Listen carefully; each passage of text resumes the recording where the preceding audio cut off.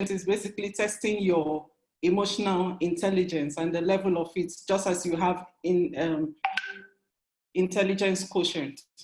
It's interesting now that a lot of employers would use EQ to test potential employees. Even Harvard stopped using IQ to test for admission and would rather use EQ because this is a more sustainable skill set. So I will not be reading through my presentation. I hope you can see it and take notes from it. But there's some very key points here on this definition. And note that this definition is from 6seconds.com. You can check them out. That's the organization that I certified with. There's some key facts about EQ. You know, a lot of times people say, let's leave emotions out of it, but that has changed. Emotions has to be part of it. There are electrochemical signals, so it's a scientific thing. It's not just about motivational talk. You actually feel, the brain actually releases chemicals which feed into your emotions.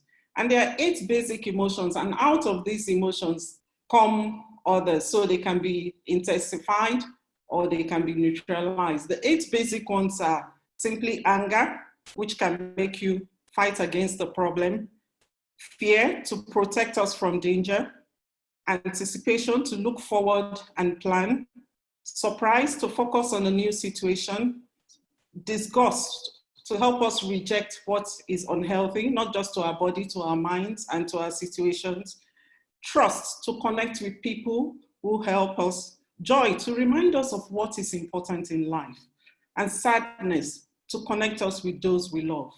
So emotions are neutral. There's nothing like bad or good. There's nothing like I'm perfect in this emotion or not. So it's how you use it. You may be angry at a situation, but how do you use that anger? That is what is important. Even if it's what you term a good emotion like joy, how are you using that joy? Sometimes you can be very strong in a particular skill under EQ, but then it's so strong that it casts a shadow on that other aspects of your life. Emotions are there for us to survive and thrive, and they are contagious. You know, you can get into a room or into a situation and you begin to feel the emotions of the people there. But the part of the good news is that it's learnable and measurable. So we have EQ tests, which we use as which we use on students. I work a lot with and young people, and we use on people.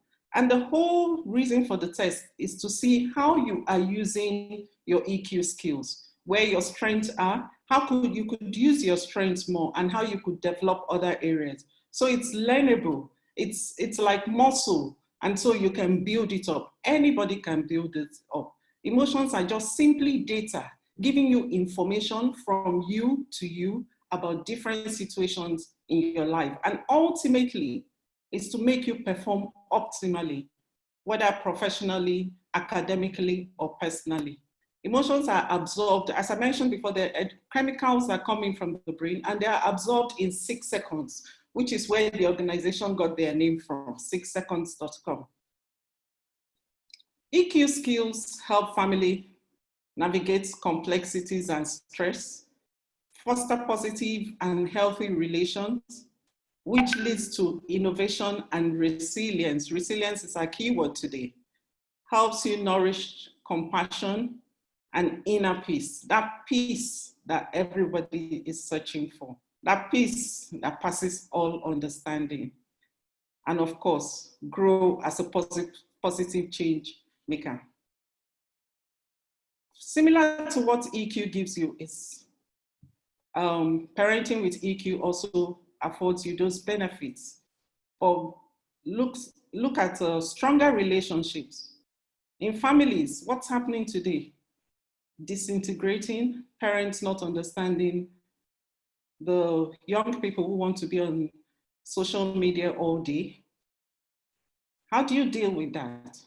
How do you manage to get them off social media and still maintain a good relationship? And Parenting with EQ also helps you to maintain optimal energy and function optimally. This is a model used by 6seconds.com. It's a model of EQ in action, which begins with 3 important pursuits. And the first part is to know yourself, being self-aware, knowing what you do, noticing what you do. The second part is choose yourself. That's being intentional, doing what you mean to do. And the third part, give yourself, is being purposeful, doing what you do for a reason. We're going to look a bit deeper into that. Know yourself is clearly seeing what you feel and do. Why do we act the way we do? Why do our children act the way we do?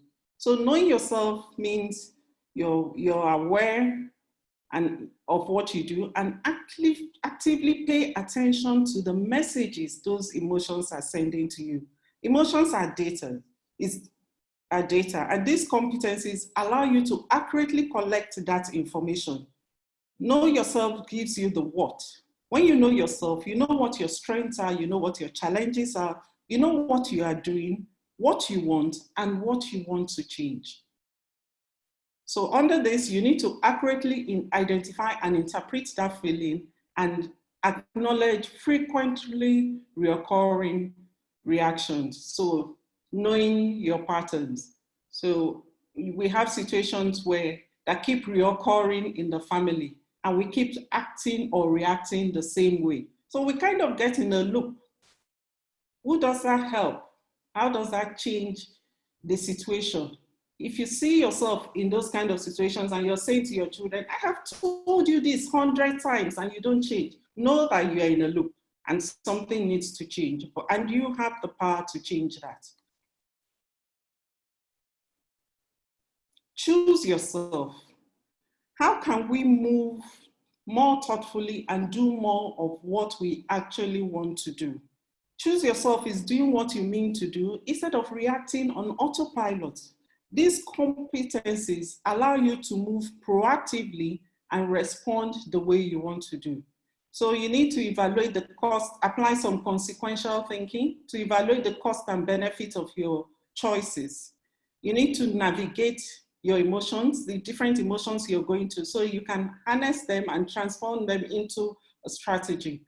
So if you understand where your anger is coming from, anger is not necessarily bad. It depends on what you want to achieve with it. This is where navigating your emotion is important. And then you need to gain energy from personal values. This is engaging your intrinsic motivation against external factors. So this is know yourself gives you what? When you know yourself, you know when you choose yourself, it shows you how to take action, how to influence others, and how to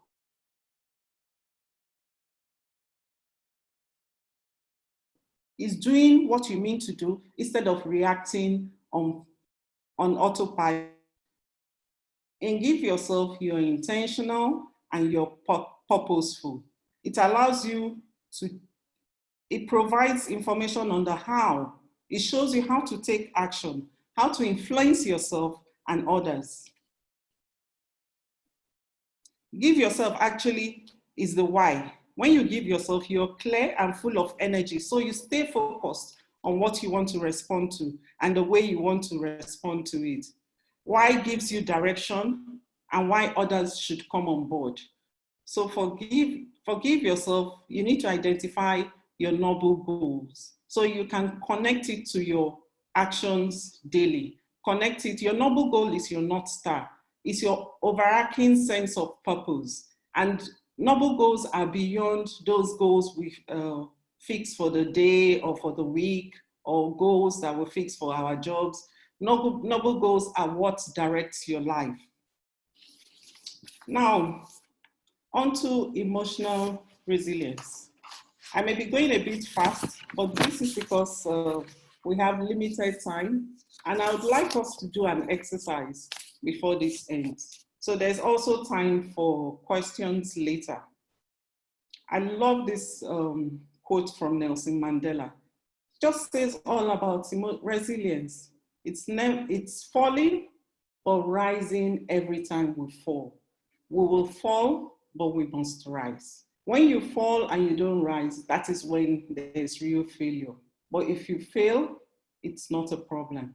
So emotional resilience is not about winning the battle, it's the strength to power through the storm and still keep the sails steady so that you can anchor at your destination. So it's the capacity to maintain your core purpose, your integrity in the face of changing circumstances.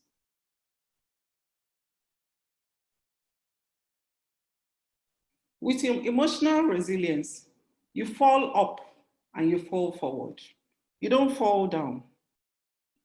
With this, you use adversity, change in circumstances, tragedy, could be tragedy in a family, as a superpower for personal growth, as a transcendence to be above the situation, as a wake-up call, especially for children, to be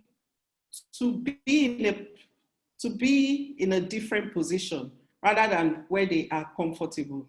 And when they move from this position, they will then realize talents and also realign life from comfort zone to release genius. Then find the weak spot.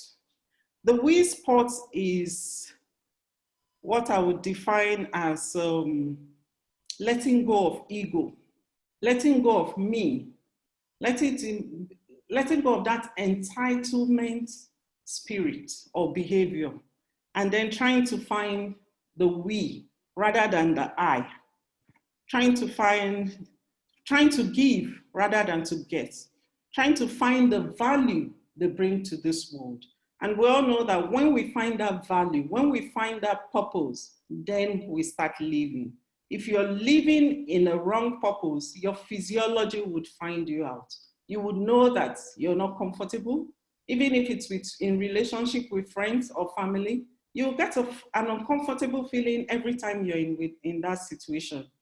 So this is how we use emotional intelligence, emotional resilience to fall up and fall forward.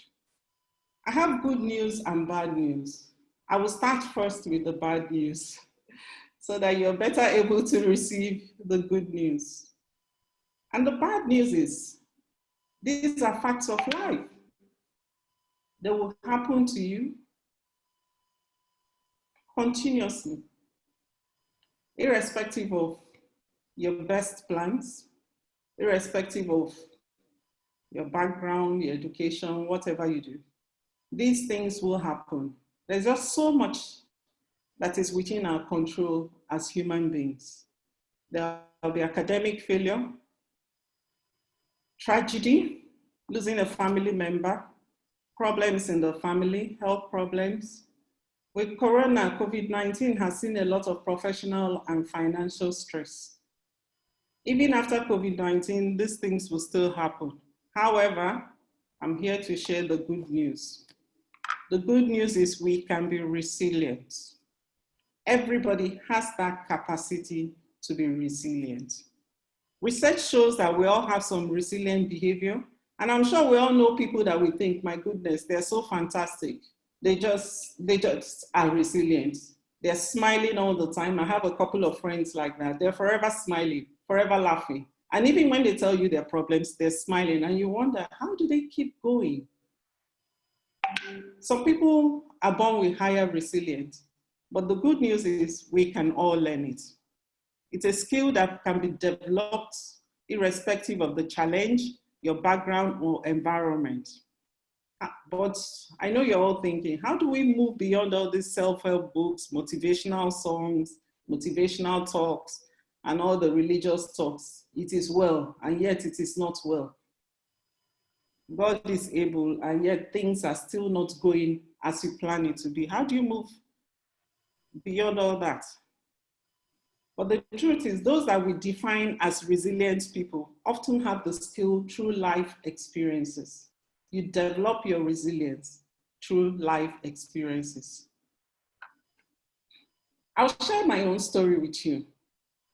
There's a Imagine having a child who does very well through secondary school, good grades, goes on to do higher school, fantastic grades, star athletes, star of the school, so many accolades. At the time he was applying for university, the admission team came from the US to see him. And he was like, please, we have to reschedule. I have a flight to catch. I'm going to attend a conference, an international conference somewhere in the Middle East. Of course, they were so impressed. They interviewed him, and decisions were due in December, but they wrote to him after a week to say, we want you at whatever cost you can pay. You are wonderful. We love everything about you. You'll be a wonderful addition to our community. So tell us what you can pay, and we would like to have you. Please do not consider any other school. Imagine such a child. And 2 years down the line, we'll get this information. We're having a discussion because we're sensing things are not okay, you know.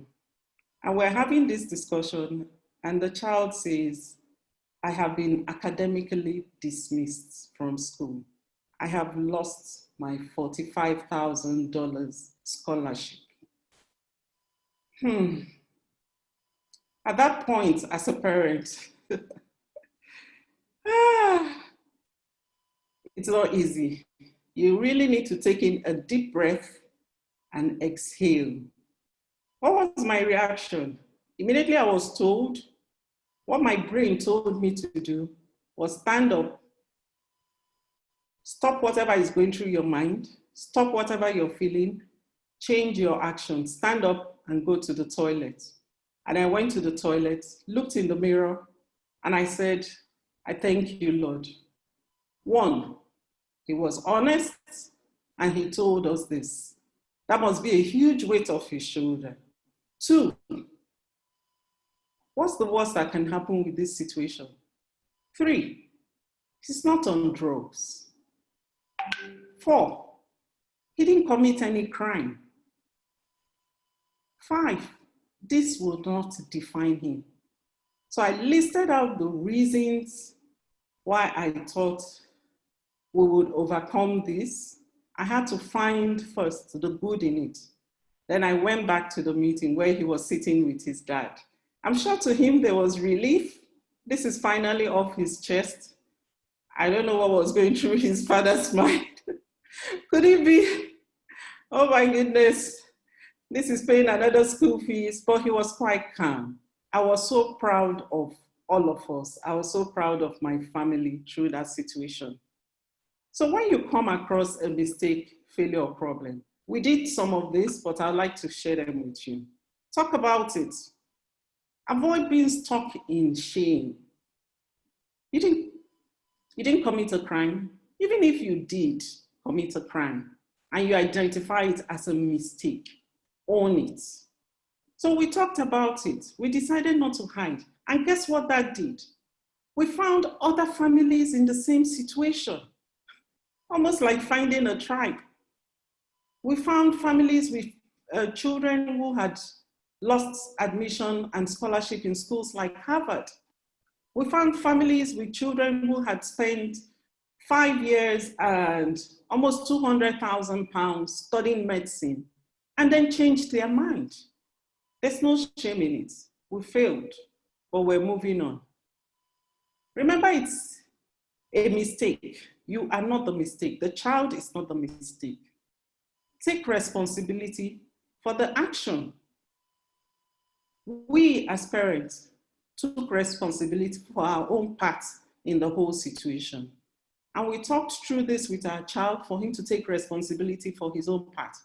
There's so much more to this story, but time won't allow us to dissect it. Because as you know with everything, like an iceberg, you only see the top part of it. You do not see what is underneath.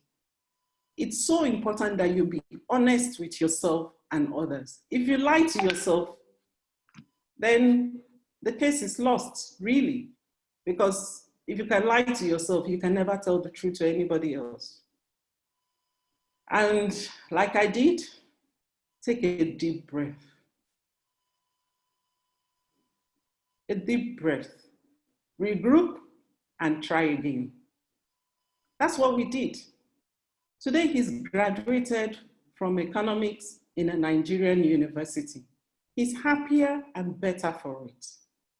We still maintain our core family values. We still love and respect each other. We don't have any ill feelings about the situation. And at the end of the day, that is more important than any academic achievement. You need to brainstorm on ways to do what you have done, what you failed, to do it so you can do it better. You need to learn from it. I'm learning now that with every situation, I do not say, oh, this was a bad thing. No, I say, this is what I learned. So nothing is bad. We all know that gold has to go through fire to come out refined. And so there's a reason for every situation and every experience. So do not worry, if the experience has happened, don't worry about it. Think about what you can learn from it. Keep things in perspective. Mount Everest is very big, but if you look at it from the moon, it's a tiny dot. So keep things in perspective. How important is this situation today? How important will it be in 5 years, 2 years, next year? What impact would it have on our family? Recognize that it is a step to getting closer to getting it right. We all know the story of how the airplane started. People never thought we would be flying in the air at a particular time.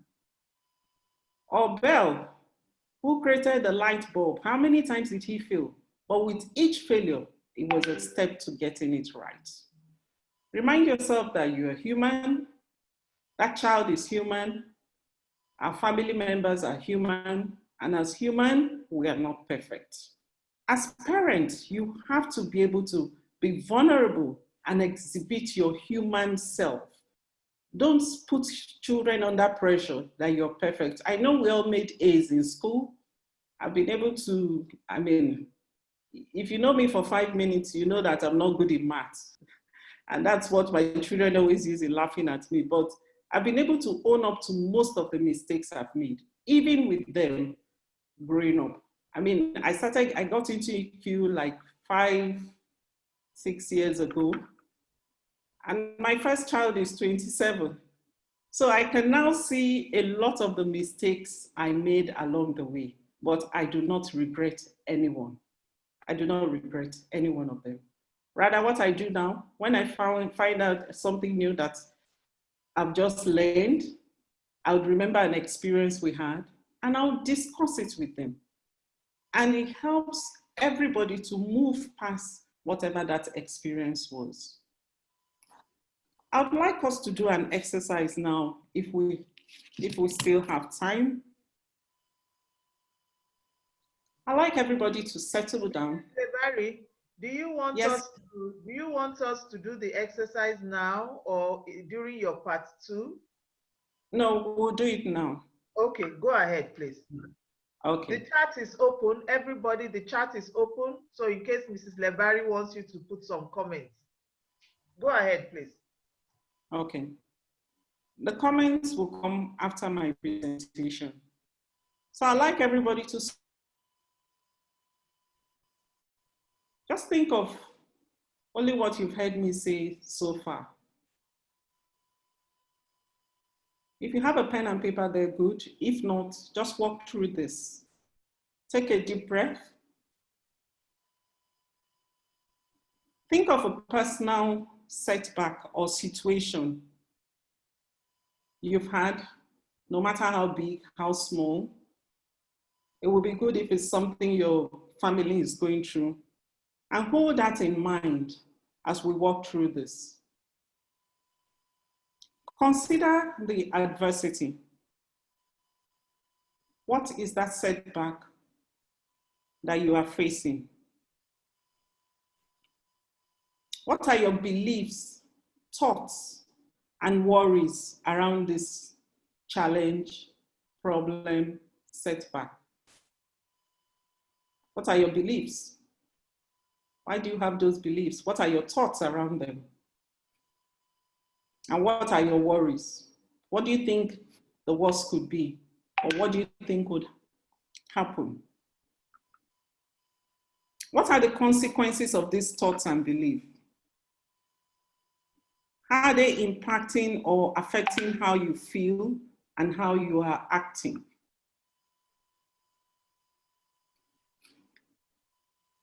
Are you feeling frustrated, angry? You want to quit? You want to fight? You want to freeze, flee? The next step is to have a dispute with these thoughts. What are the facts or evidence of these thoughts? You know, your thoughts aren't always real or objective. So what are the real facts behind these thoughts? What's the alternative way of looking at it?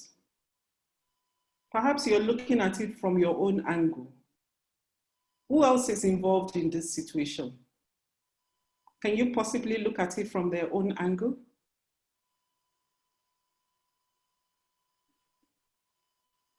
What is the implication of this scenario, and what is the worst that could happen if it was true? It will be good to identify at least 3 things that would happen if it was true. What are the worst that could happen?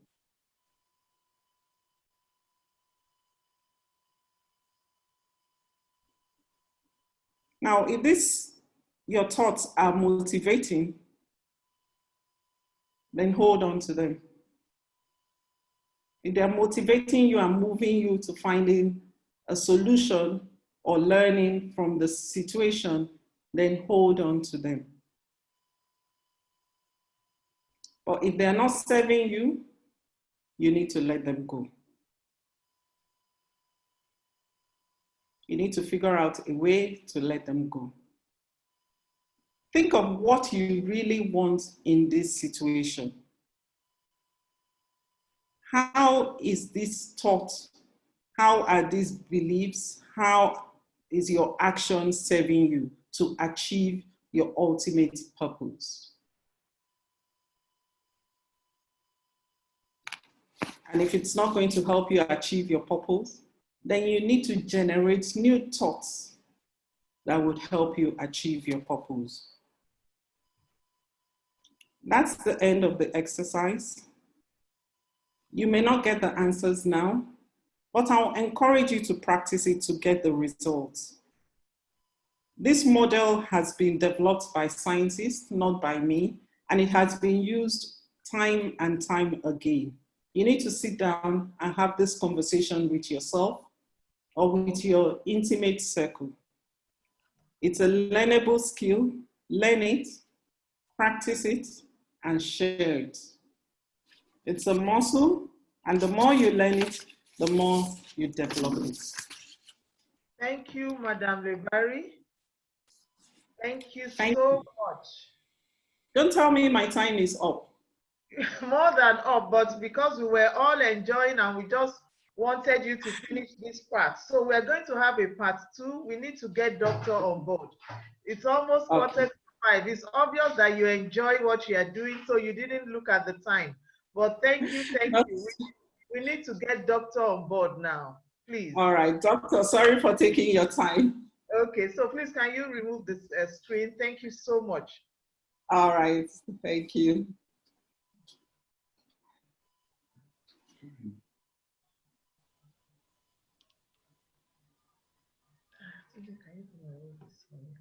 Hello, everybody. So, Doctor, very nice to have you on board. That is Dr. Rotimi Coker. For everybody's understanding, is an associate professor of psychiatry at the Lagos State University Teaching Hospital. He is in so much demand. He has webinars almost every day. So we are so happy to have you here. First of all, I want to say thank you to Mrs. Lebari. Doctor, you need to unmute yourself. I want to say thank you to Mrs. Lebari. Your presentation was very insightful, and we learned a lot about the fact that we need to take a step back. We don't need to be reactive. We need to take a step back. And I want you, those of you that missed it, there's going to be a recording of this program. You need to know that there is a way the brain works. Your brain works in a certain way. The way there are chemical imbalances that could happen with certain actions. I am a layman, but today we have professionals. So doctor, over to you. DJ, please just relax today.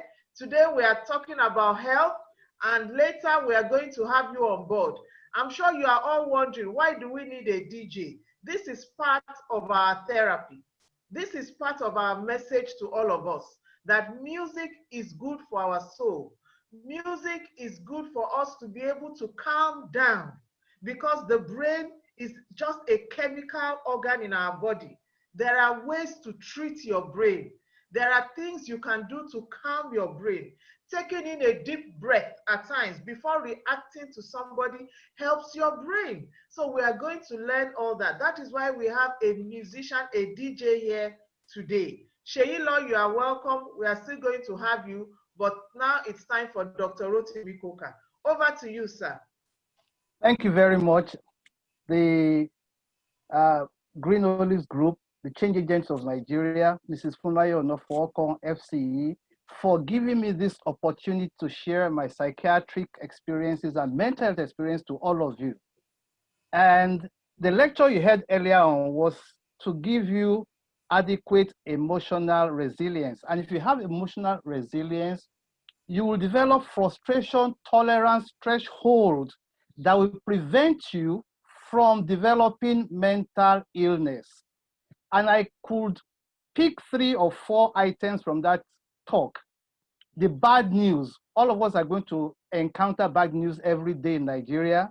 You must set noble goals and take responsibility for your actions. I'll share my screen now, and I'll try and keep within the given time. So we'll talk about emotional and mental health conditions during and after the pandemic. This is what we'll discuss about: what is mental health, causes of mental illnesses, manifestation, emotional intelligence and perception, life balance skills, and whether we have learned anything at all. The aim of this talk is to help us to develop our mental health and also to synchronize with other dimensions of health, your physical health, your social health, and your spiritual health, in order to have meaning and purpose in your life. Most people don't know what mental health is all about. It's unfortunate. We know what physical health is all about. We know about spiritual health and social health, but we don't know about mental health. So what is mental health? Whether you actually have mental health or not, is a state of well-being where you must achieve and maximize your full potential, cope with everyday stress of life, work productively and fruitfully anywhere you find yourself, contribute your quota to the community with your time, talents, and treasures, deal with the way you think and with your emotions, and that's why we heard about the emotional quotient earlier on, ability to initiate and sustain relationships anywhere you find yourself, and ability to use spirituality to solve everyday problems. Now, you need to have these 7 criteria fulfilled to hit your chest that you are mentally healthy. These are the bad news we had earlier on. Bad news could be physical news, emotional, social problems, environmental problems, or biological problems, especially when you don't have your expectation met. You have so many hindrances preventing you from achieving your goals. And for some people, when they don't achieve their goals, they develop emotional health conditions. So how do you know you have emotional problems? How do you know you have mental health issues? Body pains, chest pain, lower back ache, either you don't sleep or you sleep too much, poor appetite or you eat too much. There could be weight loss or weight gain, fatigue, you're always tired. Some people overeat, some people oversleep. You must know these are also the signs and symptoms of malaria fever. They are the signs and symptoms of typhoid fever. So this may explain why some people have malaria every month and typhoid every other 3 months, and they don't get out of these physical issues. Now, when people have these manifestations, their behavior will change and they develop some coping strategies. Some people drink alcohol more, some smoke more, some eat more, some over socialize, especially if you live in Lagos before the pandemic. Absenteeism at work, and where you cannot be absent, you just go to work. We call it presenteeism. You just sit down and be unproductive. But the way we manage our mental health issues in Africa is through over-religiosity. And this explains why the church keeps on growing in every nook and corner in Nigeria. Other manifestations of those that have mental health issues: loss of sexual drive, weak erection, premature ejaculations, erectile dysfunction, impotence, gender-based violence. Within the first 3 months of the pandemic lockdown, there were 5,000 reported domestic violence, including rape, poor concentration and attention, hearing strange voices commanding the individual, giving instruction, go and slap somebody, go and knife somebody, go and jump inside the lagoon. Feelings of guilt, feelings of hopelessness and worthlessness. And when people have feelings of guilt, hopelessness, and that of worthlessness, they start to contemplate suicide. And that's why some people attempt suicide, and the unlucky one will actually commit suicide. So consequences: intense suffering, because you won't even know that you are suffering from mental health disorders. Separation and divorce, attempted suicide, physical illnesses, infections such as HIV/AIDS and coronavirus infection, poverty and unemployment, and children will have emotional damage because you don't have their role mentor and parents to guide them. So we quickly go to how to manage your stress, similar to emotional resilience we talk about. That's me. I'm the tennis champion at the Island Club in Lagos. So anytime you have thunderstorm in your life, there's always a rainbow at the end of every thunderstorm. If you find yourself at the dark tunnel of life, there's always a light at the end of every dark tunnel. And when you have a cup like this, always see your cup half filled rather than half empty. And that popular saying, behind every disappointment, there's always a blessing. When life gives you bitter cola, add a little bit of sugar and make Coca-Cola out of it. We have heard about the story of Aifele.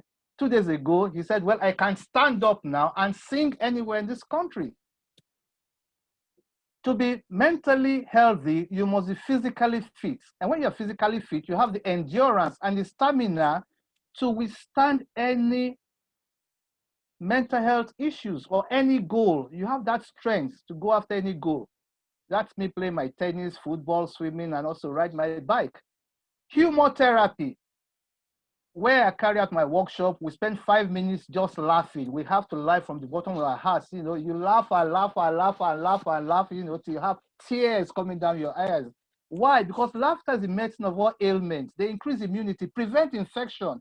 Laugh at yourself when you've committed blunders. Laugh at your frustration.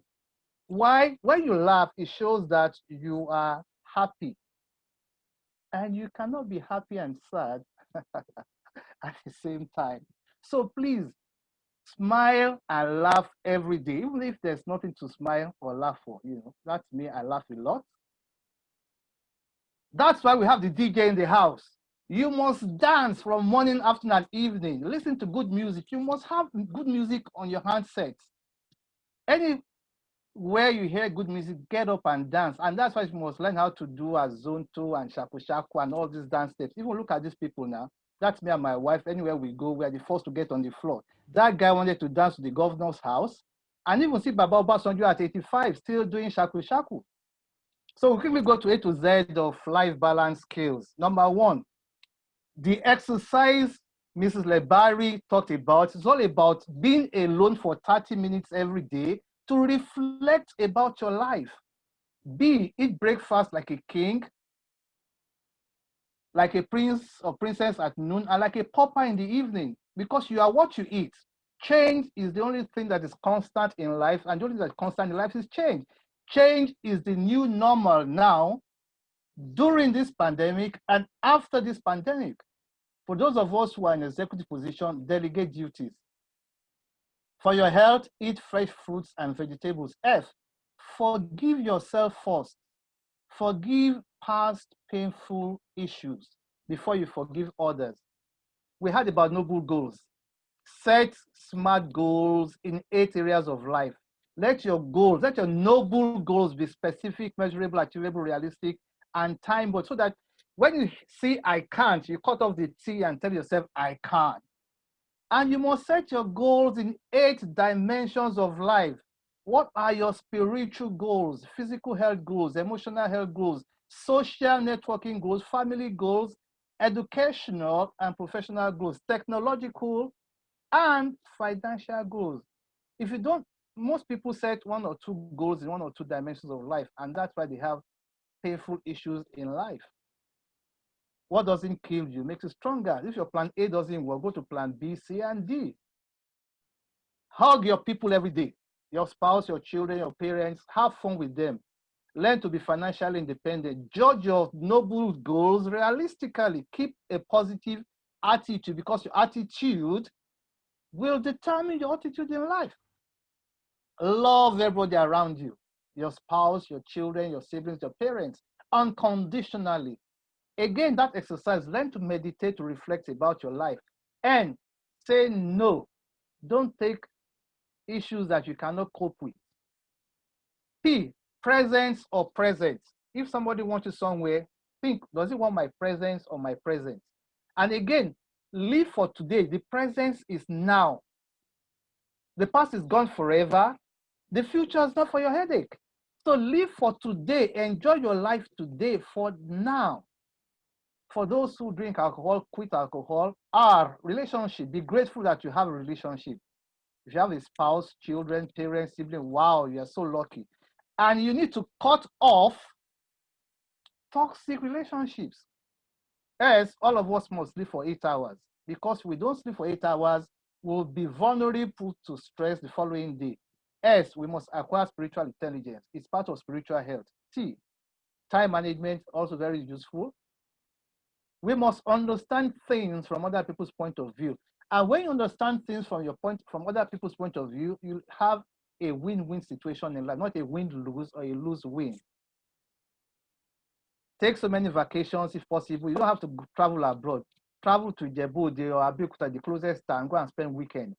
W, worry less. You cannot control what you cannot control. It makes no sense to worry about it. X, express yourself to the fullest. Know what you want and go for it specifically. Set your monthly goals, set your yearly goals, and Z, have zest for life. Live your life to the fullest, having fun every day.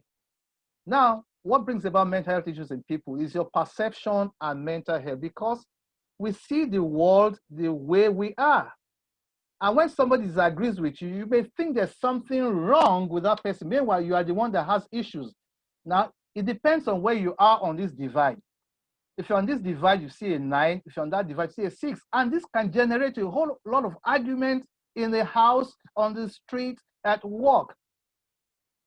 And you hear, are you blind? How can you tell me you are seeing a 6 when I'm seeing a 9? And a takeaway message from this talk is that, look, always have a win-win situation in argument. When you're in a tough situation, arguing with somebody, tell them that you might be right. You might be seeing things from your own perspective, which is totally different from mine. In fact, we are both right.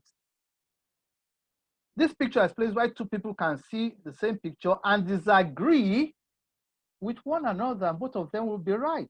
So sometimes perceptions are not logical, they are psychological. So let us have win-win situations in our communications and perception.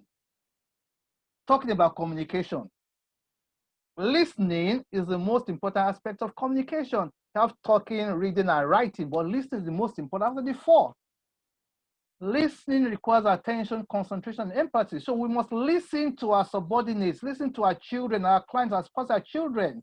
It helps us to understand things from other people's perspective.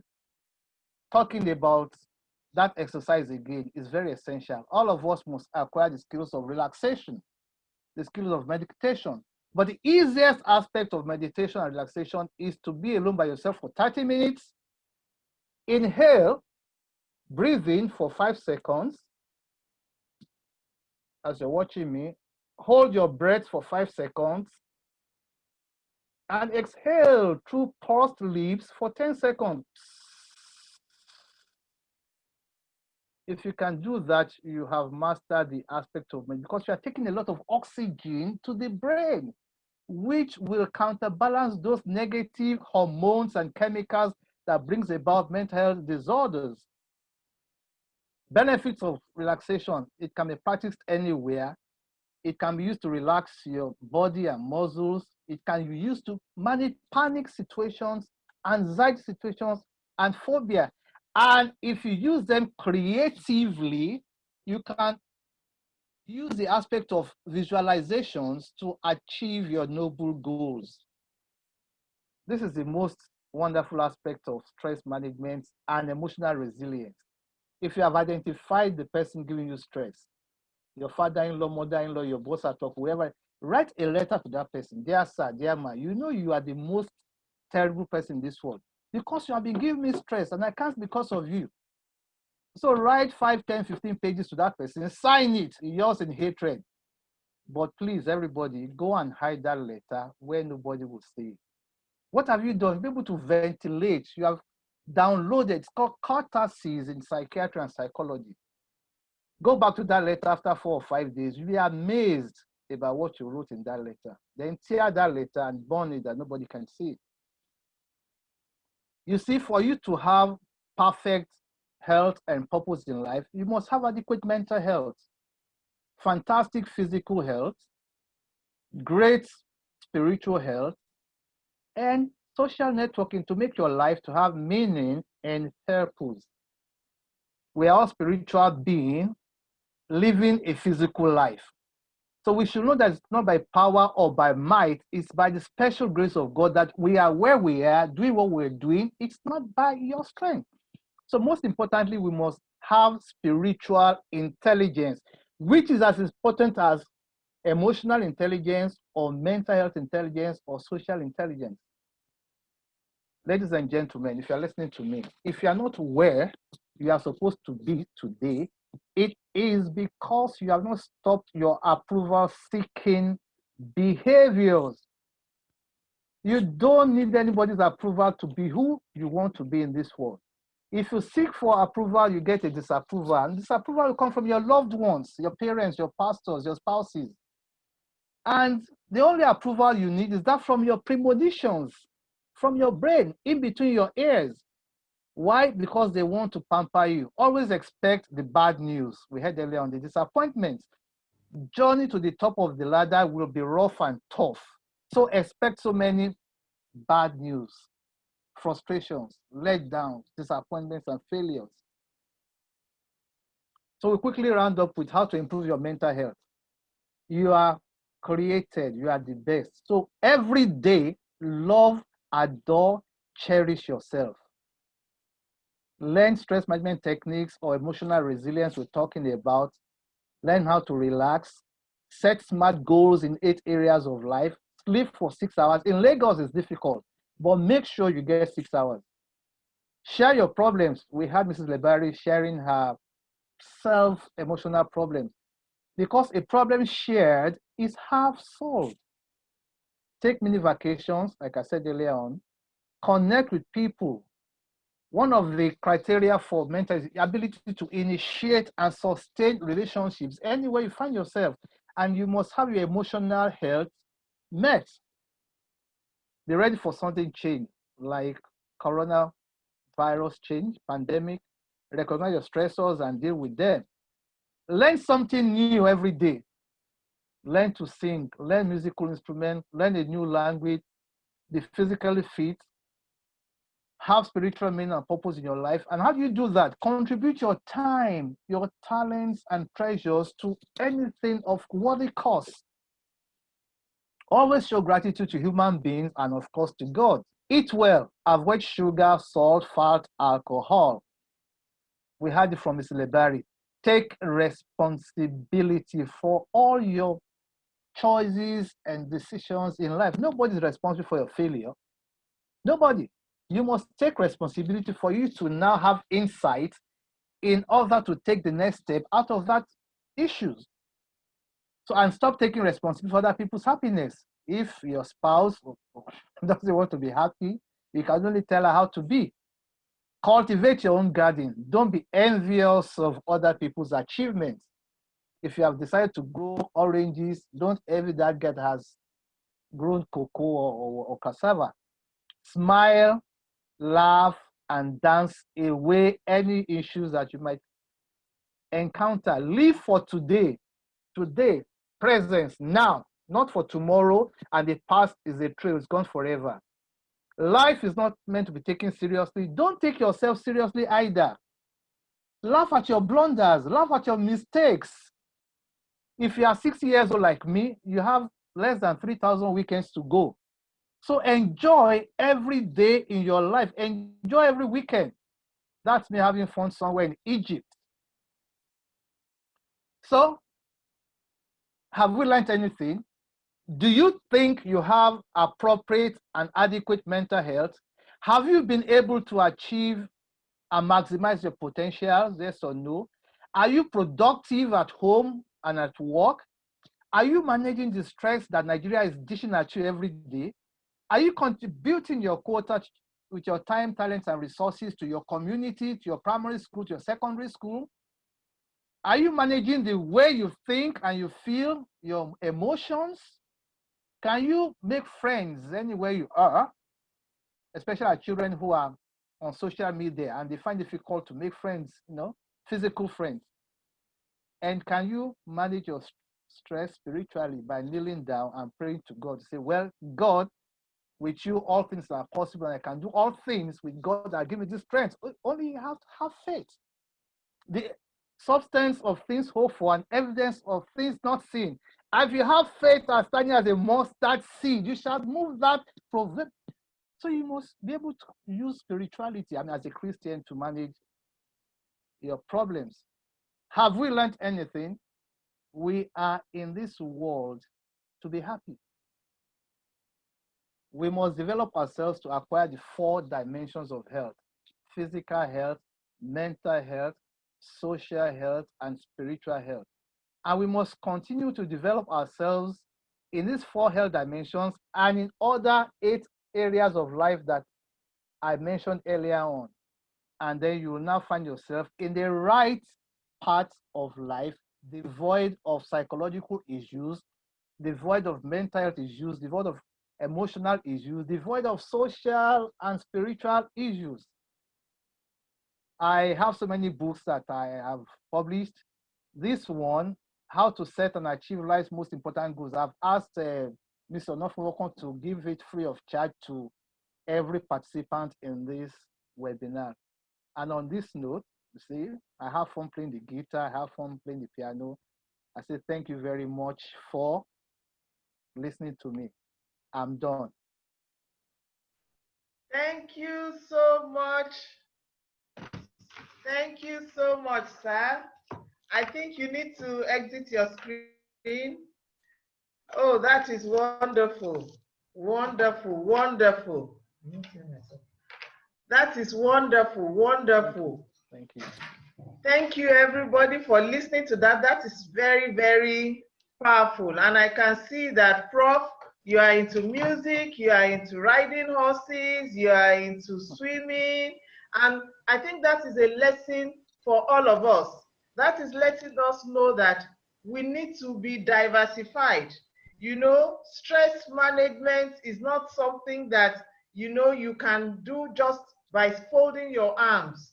By being involved in so many activities is also something that is going to help us. So I think before we bring Seyi Law on board, we want to hear some music.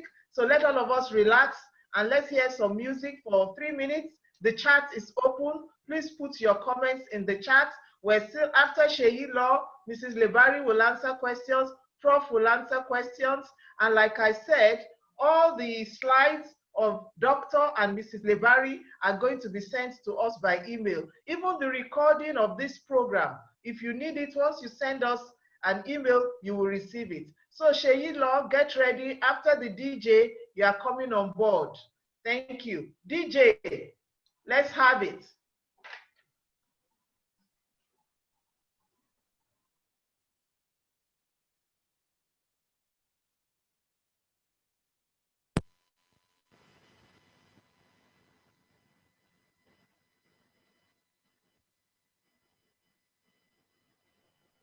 DJ, if you are not ready, Seyi Law. Seyi Law, please unmute yourself and start talking. Maybe we'll have the DJ at the end. So Seyi, over to you. Thank you very much for having me. I'm really grateful for this opportunity. And I want to say good evening to everybody. My name is Seyi Law. I'm a comedian, I'm an actor, I'm a presenter. I do a whole lot in one body though. You're welcome to the program once again. And I want to really appreciate the professor. That was amazing. He pretty much touched on some of the things that I was going to talk about, sharing my life experience and, you know, some of my coping mechanisms. And I don't have a slide. I basically will just share some of my story. First, I didn't have the opportunity to live with my parents when I was growing up. My parents were in Gabon, and they brought me to Nigeria when I was about 6 or 6.5 thereabout, and I came to school in Nigeria. I was in a boarding house, and I spent most of my holidays and a lot of my time at my uncle's place.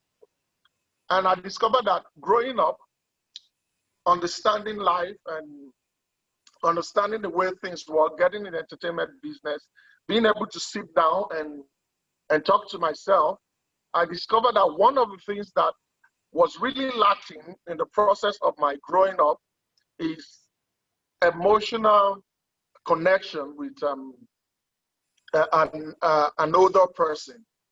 Because I didn't grow up with my parents.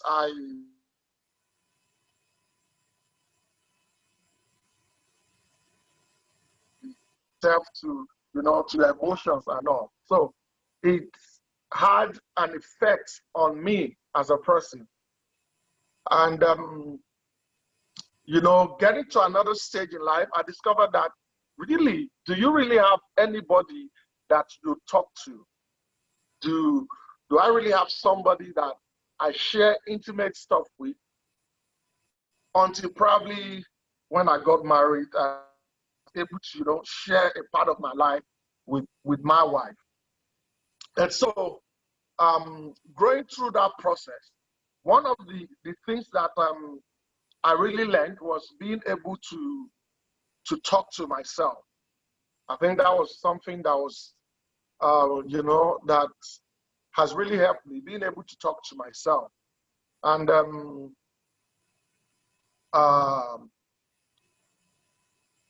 because I didn't have the opportunity to be able to share some of my inner feelings with my uncles or going through troubles, I'm not able to sit down with him and talk to somebody or anybody who was older than me. It was now my duty to be able to sit down and tell myself things that I think are right. You know, being able to put myself on a path where my life will be good. And so I remember a story of a man who happens to be a drunk. You know, he's a drunkard, and he had 2 sons.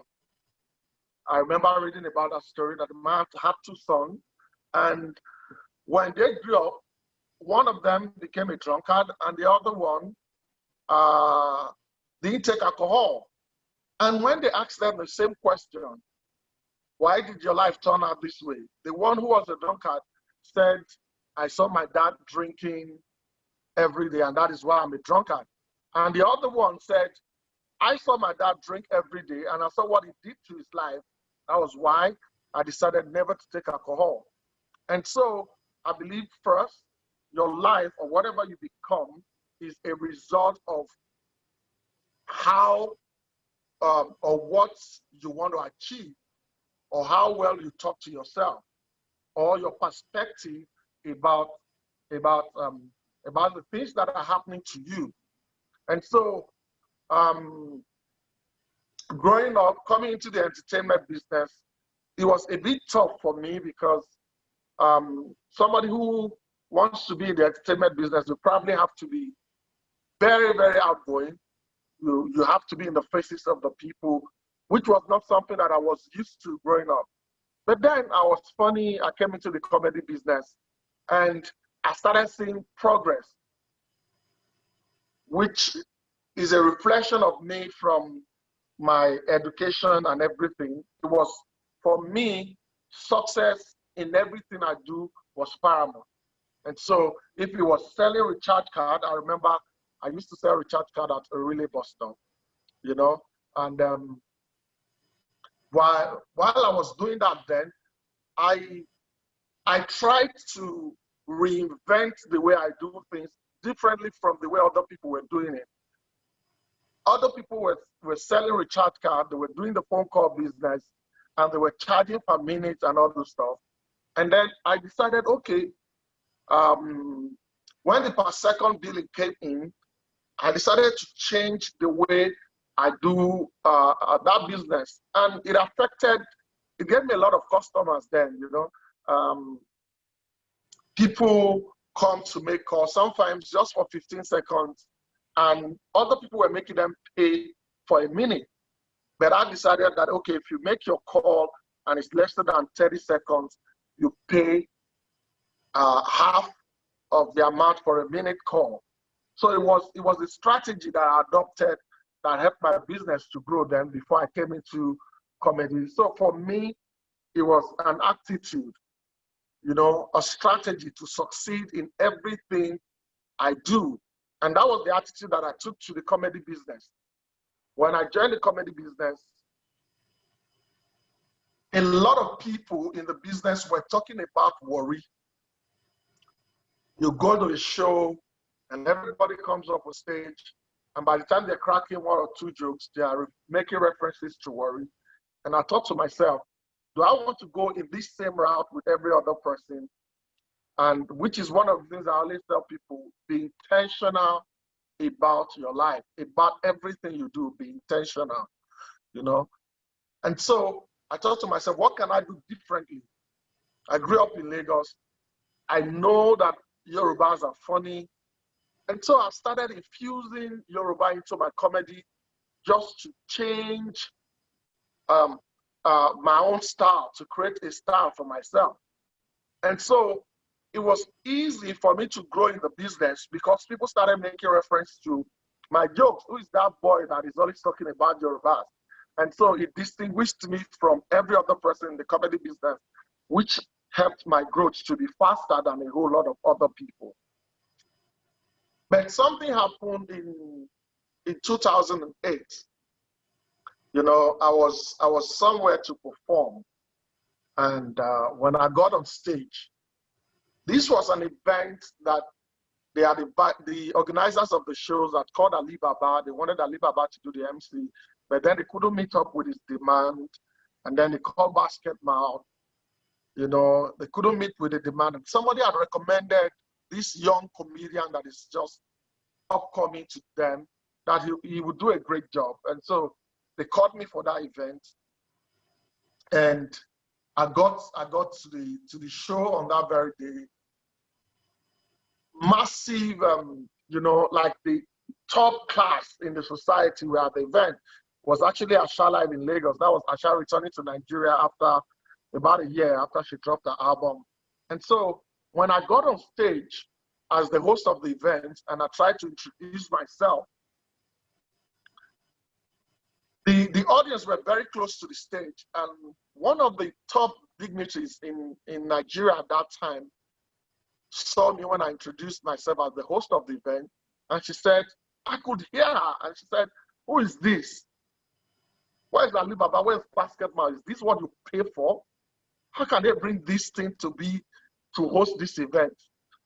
And that really affected me on that stage. And I remember trying to crack my first joke, which was a joke that was probably generating a whole lot in Nigeria at that time. And it wasn't really funny because that affected my performance. It affected my confidence. But like I said earlier, I had learned to talk to myself. By the time I introduced the first act to perform, I had gone backstage. I went backstage and I decided to talk to myself. Do you want to do this and fail? And what would you tell yourself? How would you feel if this doesn't go well? And I didn't know that my cousin who introduced me to comedy at the show who was in the audience, that a man who sat in front of him was already telling the people beside him that, because there was an issue with the microphone. So the man was telling them that, you see, when that idiot came out, they should have used that time to set the microphone. And my cousin said, if I had come out at that time to meet him, he would have denied me more than Peter denied Jesus, because he was very embarrassed when the man said that and all that. But I was backstage. I was trying to talk to myself, reflect on myself, understand that I had gone through a process to get to the point where somebody had recommended me for this event. And so my duty was to make the people laugh and not to look at the class of the people. And so how I do that is all on me. It's either I succeed here or I fail. And so after having the reflection, I always say that you cannot neglect spirituality in growth, whether it's in business, whether it's in physical growth, in your mental health, emotions. You can't wish away spirituality, because when I talk to some of my younger ones, I tell them, taking your time to deprive yourself of fun, to study, to make success, is in itself spirituality. That is you trying to subdue your flesh and deprive yourself of all the enjoyment and concentrate on what will drive you to success. It's you speaking to your spirit, to your spirit being to remain focused.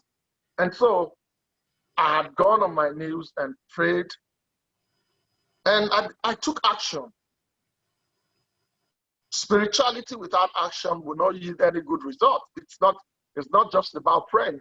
And so for me, I'd gone on my knees, I had prayed, and then I decided to take action. I decided to give the people what I have.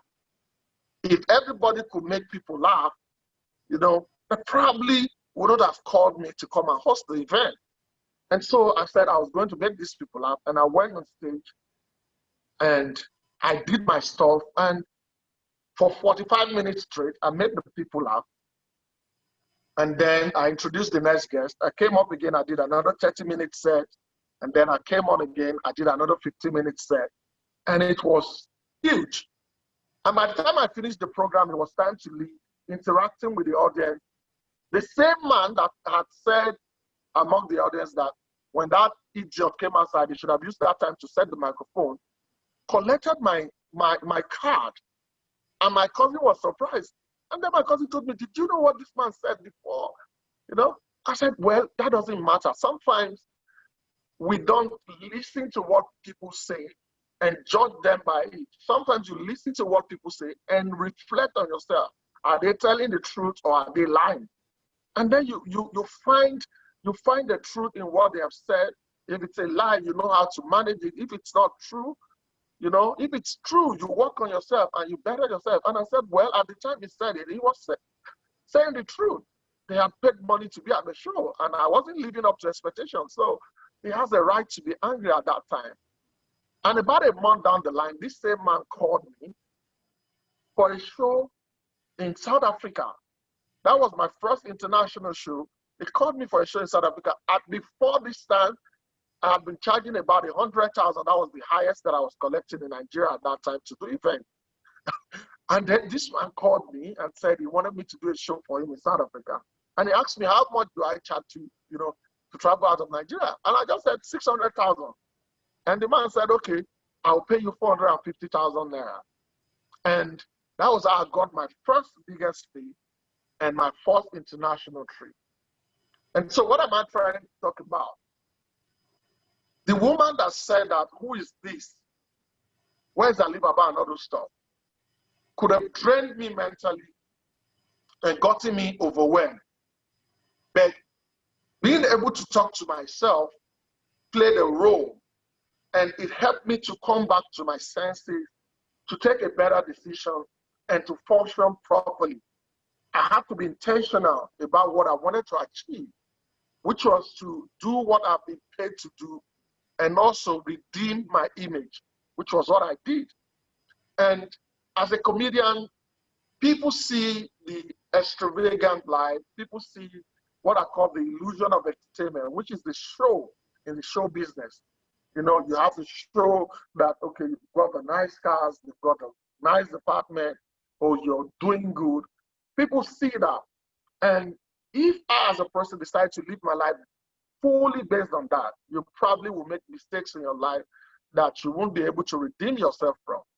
And so some of the things that I practice as a person to be able to cope with the system, even within the industry, there are people who will hate you, in whether you like it or not, in the entertainment business, there is the bad side, the what we call the juju that people do, whether you like, it's what it is in the entertainment business.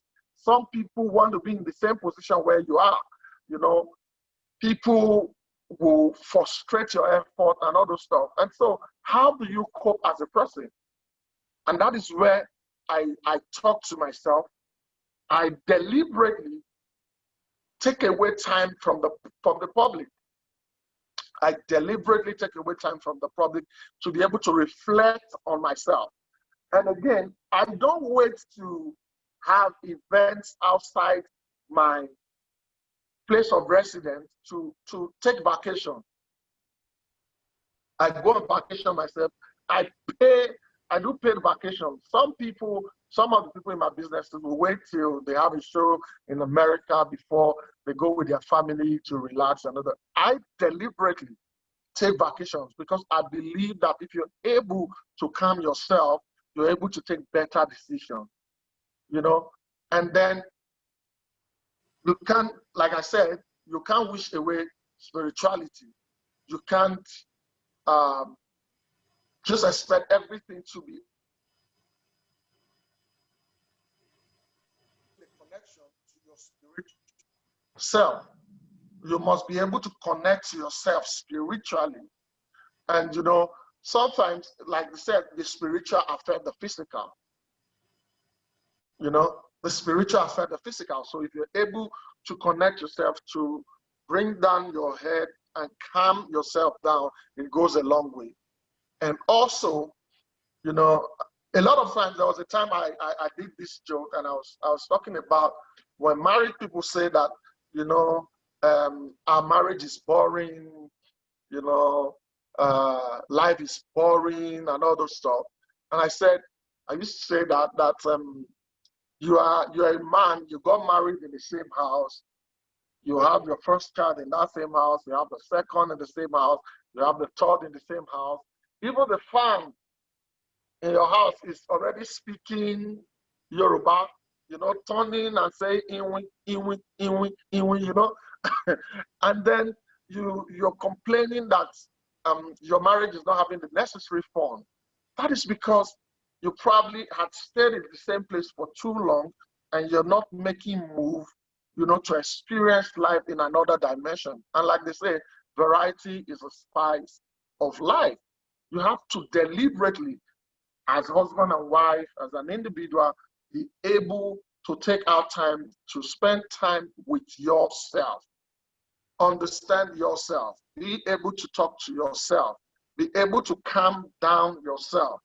And you know, sometimes some of the things that we experience growing up affect us as people, and then we don't know it until we're able to talk to ourselves and say, what is really going on with me? Like growing up with my uncle, being in a house where I didn't have anybody to talk with was affecting my life in terms of self-esteem.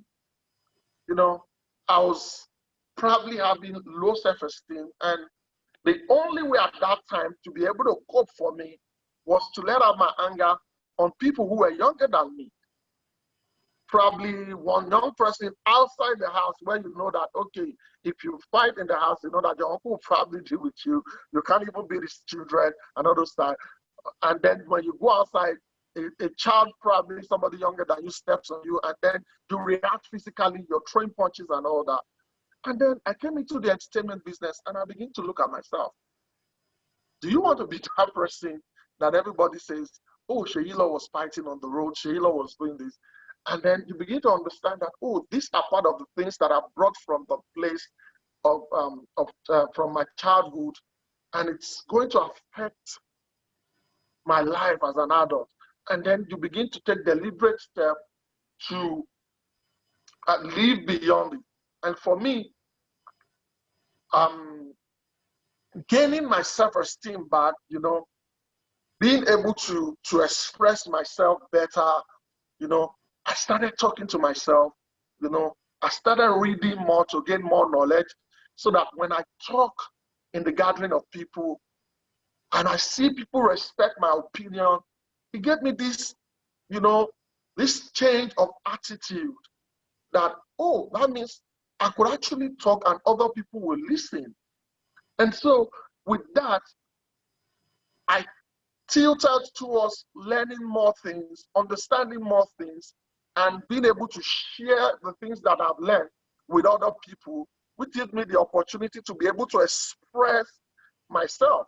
And which was one of the things that really helped my mental health, being able to express myself. So I tilted towards reading, you know, in order to be able to balance my mental health and, you know, and not lose my emotions at every slight trigger. So I believe that, you know, listening to this, people would have been able to see that as an entertainer, you don't really have it all together. It's just about you taking your time to learn through the process and growing with the process. And like I always say, if you're driving a car at night and you put on the headlight, and the road unveils itself as you get closer. You might not see the end of the journey from the beginning, but as you move closer with the headlamp, the road begins to unveil itself. So take your time. It's a gradual process. Don't rush it. Take your time to follow the growth process and become a better you. Thank you. Thank you so much, Seyi. That was wonderful. That was wonderful. And I mean it from the bottom of my heart. I'm so happy that you are on this program. I mean, I couldn't have said it better. That was just extremely wonderful. What a personal life experience. There's nothing as touching as people sharing personal life experiences. And you said it all. I mean, how you sold recharge card. Can anybody on this forum believe Seyi Law went through that? And then how you had to go on your knees when you had a program. How many people believe that comedians have to pray to succeed in comedy? This is so mind-blowing. And you have let us know that even in the entertainment world, we all have challenges. Many people don't believe that entertainers have challenges. You see, those of us that know there is the right brain, the left brain, we always think that it's those of us that are analytical, that are technical, that are doing all the work. But I tell you that when you have to do something that is artistic, something that is creative, you will respect artists. You will know that this is a very tasking job that they are doing. So in fact, you've said it all. I cannot summarize your talk because you said so much and we have been so blessed by it. And I want to assure everybody, once you can send us an email, you are going to have a recording of this program. And so before we go to the part B, please don't go away. I just want us to have music for 2 minutes. I think you told 2 minutes for the DJ. Good. Girls, what y'all trying to do? 24 karat magic in the air. It's so clear. Look out. Pop, it's showtime. Guess who's back again? Oh, they don't know. I bet they know as soon as we walk in. Showed up, I'm wearing Cuban links, designer mix, Inglewood's finest shoes. Don't look too hard, might hurt yourself. Known to get the color red, the blue. Shit. I'm a dangerous man with some money in my pocket. Keep up. So many pretty girls around me and they're waking up the rocket. Keep up. Why you mad? Fix your face. Ain't my fault they all be jacking. Keep up. Players only. Come on, put your pinky rings up to the moon. Girls, what y'all trying to do? 24 karat magic in the air. It's so clear. Look out. Second verse for the hustlers. Gangsters. Bad bitches. I cannot preach. I gotta show them how a pimp get it in. First, take your sip, do your dip, spend your money like money ain't shit. Ooh, we too fresh. Got to blame it on Jesus. Hashtag blessed. They ain't ready for me. Coming out, I want the world to know. Got to let it show. I'm coming out, I want the world to know. Got to let it show. There's a new me coming out, and I just have to live, and I wanna give. I'm completely positive. I think this time around I am gonna do like you never knew it. Oh, I'll make it through. The time has come for me to break out of the shell. I have to shout that I'm coming out. I want the world to know. I got to let it show.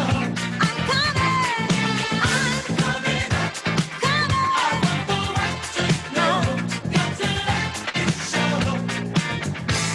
I've got to show the world all that I want to be and all my abilities. There's so much more to me. Somehow I'll have to make them just understand. I got it well in hand, and oh, how I plan. I'm spreading love. There is no need to fear, and I feel so good every time I hear. I'm coming out. I want the world to know. Got to let it show. I'm coming out. I want the world to know. Got to let it show. Ain't no stopping us now. We're rolling up. Ain't no stopping us now. We're rolling up. Ain't no stopping us now. We're rolling up. Ain't no stopping us now. We're rolling up.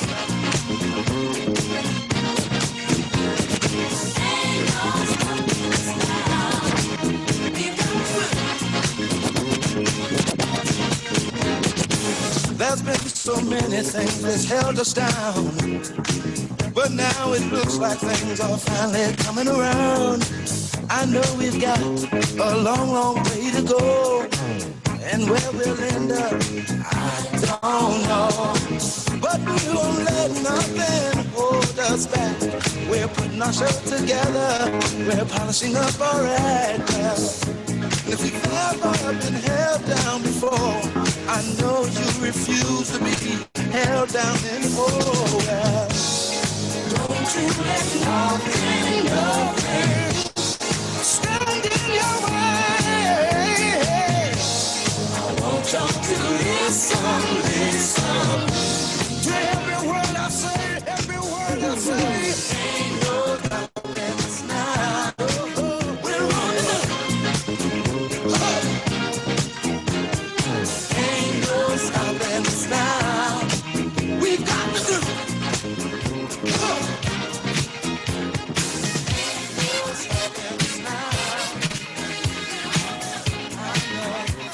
DJ, DJ.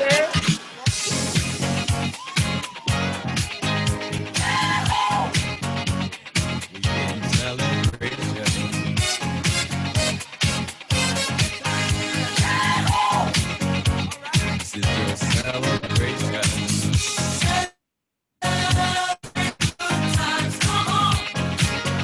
Celebrate.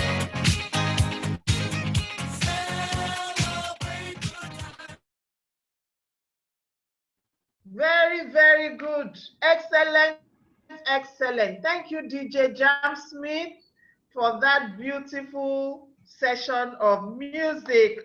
People are saying in the chat that they don't want the music to end. Don't worry, DJ is for us today.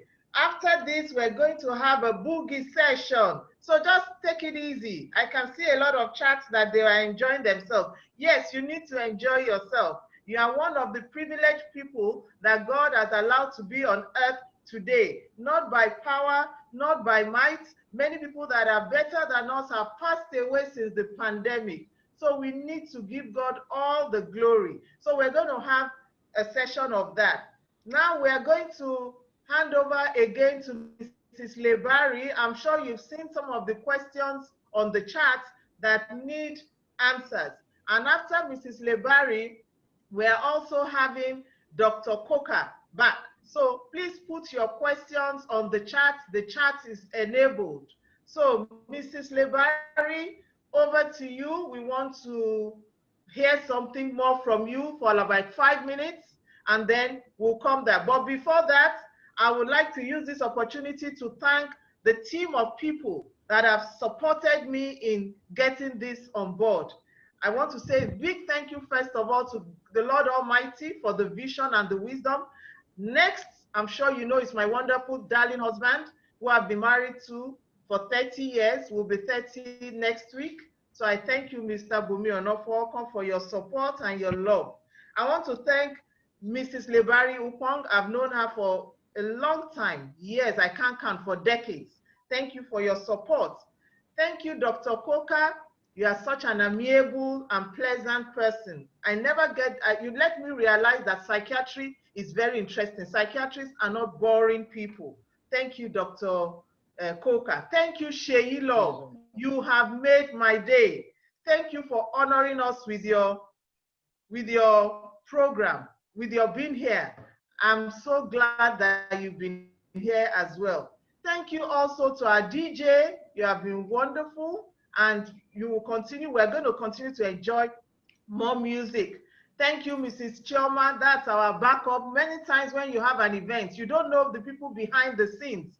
I have two supports, left and right, helping me. Mrs. Chioma Omoyaye, she's wonderful. She's handling the logistics behind this webinar. And I have Mr. Tunde Atolagbe. He's our communications manager. I just wanted to thank them before we go on. But the program has not ended. We're now on part B. So Mrs. Lebari, over to you. Just a very interesting, power-packed session. I really enjoyed every bit of it. Doctor, so much information. I really need to go back to those slides. And Seyi Law, amazing, amazing. Imagine that program, and you had to sit and speak to yourself. And you displayed some of the emotional skills we talk about. You applied consequential thinking. What are the pros and cons of what I'm thinking now? How is it serving me? Then you engaged intrinsic motivation. Why are you there? What do you want to achieve? You know, and then you also exercised optimism. It was just amazing listening to you. Thank you so much for sharing. I have just a few more slides to go, so I'm going to go through them very quickly. So there are 2 minutes. So we all need to develop a resilience mindset. Doctor has said it, everyone has said it, you need to forge positive relationships. When I was going through my own struggles, those relationships helped me. See events as what they are. You can't control events, you can influence them, but you cannot control them. And when events are happening, they're in the past. I am starting a new program on mindfulness, and it's going to call Control the Controllable. So we need to focus on what we can control. I really love the serenity prayer that says, God grant me the serenity to accept the things I cannot change, and then the courage to change the things that I can. And wisdom, that's the most important thing, wisdom to know the difference so that we're not spending energy on irrelevant things. Change is a part of life. So even when you have set your goals, you know, accept that those goals can change. Then also set goals. Don't expect things to just happen. Set goals, set an intention. I set intentions daily. I'm going into a meeting, I set an intention. I'm starting the day, I set an intention. Every morning when I wake up, I say to myself, this is the day the Lord has made. I'm going to be glad and rejoice in it. So no matter what happens, I still face challenges. My children call me, this has happened. I've been caught by last month, whatever it is. And I always think I will rejoice and be glad in today. So set goals, confront problems head on, and take decisive actions. Still on the resilient mindset. Oh, I didn't realize I was giving a full. You need to improve yourself and develop a strong sense of self-worth. Realize that you shouldn't be controlled by other people. If not, you end up losing who you are. And that leads to all sorts of mental health issues. Trust yourself and your instinct. I speak to a lot of families. Mother wants one thing, father wants one thing, and the child wants a different thing. I always tell each person, trust yourself, trust your instincts. Where these things you want, where are those feelings coming from? What are your intentions with those feelings? Keep things in perspective. Don't take a saw to a sawdust. It has already scattered. Things that have happened in the past, they have happened. Why they happened is not as important as what does this mean to me now? What does this mean to me going forward? What lesson am I to take from this? Then exercise optimism. There are a lot of pessimistic people. I mean, I can tell you, I used to be one of those people. When there's a situation, I'm immediately thinking the worst about it. But all that has changed. Now I have here TIE against PPP. TIE is for optimistic people. It means optimistic people see problems as timed, that it has only just happened now, while pessimistic people see it as permanent. This pervades every side of my life. It means I'm a total failure. Instead of you failed in one thing, you see it as a total failure. And then optimistic people see situations as isolated. It's just happened with this situation. Pessimistic see it as pervasive. And then optimistic people see effort. That with effort, they can do better, they can grow, they can learn, they can achieve. Pessimistic people feel they're powerless. There's nothing they can do about the situation. And as Doctor has said, take care of yourself, your health, your well-being, your mindset. And these are some of the results you will get. You'll be able to achieve realistic plans and action, and you'll be energetic and enthusiastic about everything you set your mind to do. You improve on your communication. You need to round up. Okay. So my time is up. Yes, you saw my last presentation. So this is me. Thank you so much. It's amazing how time flies when you're having fun. Thank you. When you're having fun. Thank you so much. Thank you so much. Thank you so much. Okay, so now we want to have Doctor. Doctor, we want some last words from you. I'm sure you've read the chat group. Many people have already said some things towards you, but I want to share some experience because I have family members. I have a family member that has a mental health condition. So I have first-hand experience with mental health. And I want to let everybody know that mental health challenge is not something that you want to get into. Okay, so that is one of the passion why we are doing this. That is, we need to prevent ourselves from having mental health challenge. So I want us to take very, very importantly what Mrs. Lebari has said, what Dr. Coker has said, and what Seyi Law has said, because mental health is real. It's like a basket that you continue to pour water and is leaking in terms of taking care of a loved one with mental health. I know because I have that experience. And you can help yourself. All these things that look like jokes, they are not. Laughing, talking to yourself, dancing, inhaling, exhaling, it works. It works. The brain is chemistry, it's chemical. If it is too hot, after a time, it can no longer stand. When you can no longer sleep without taking a drug, you are on the path of a mental health challenge. I want that to be a cue because I have experience. Once you cannot sleep, you are going on the border of mental health challenge. Please don't let's joke with it. What we're doing here is very, very important. Like I said, the vision of Green Olives Vocational Skills Academy, we want to transform Nigeria. We want to transform minds because Nigeria cannot continue like this. Now, how do you transform Nigeria without people's minds being transformed? It is transform people that can transform Nigeria. Now, it is human beings that are physically, mentally, and emotionally and spiritually balanced that can be change agents in this country. That is the mission and vision of what we are doing. We are very strategic. We're not just doing webinars because everybody is doing webinar. We have a goal. Nigeria must be transformed in my lifetime. As Mrs. Lebari said, when you wake up, make some affirmations. Affirmations are good things that you want for yourself. I'm sure many of us do not speak to Nigeria. You only speak about your husband or your wife and your business and yourself. Please, I encourage.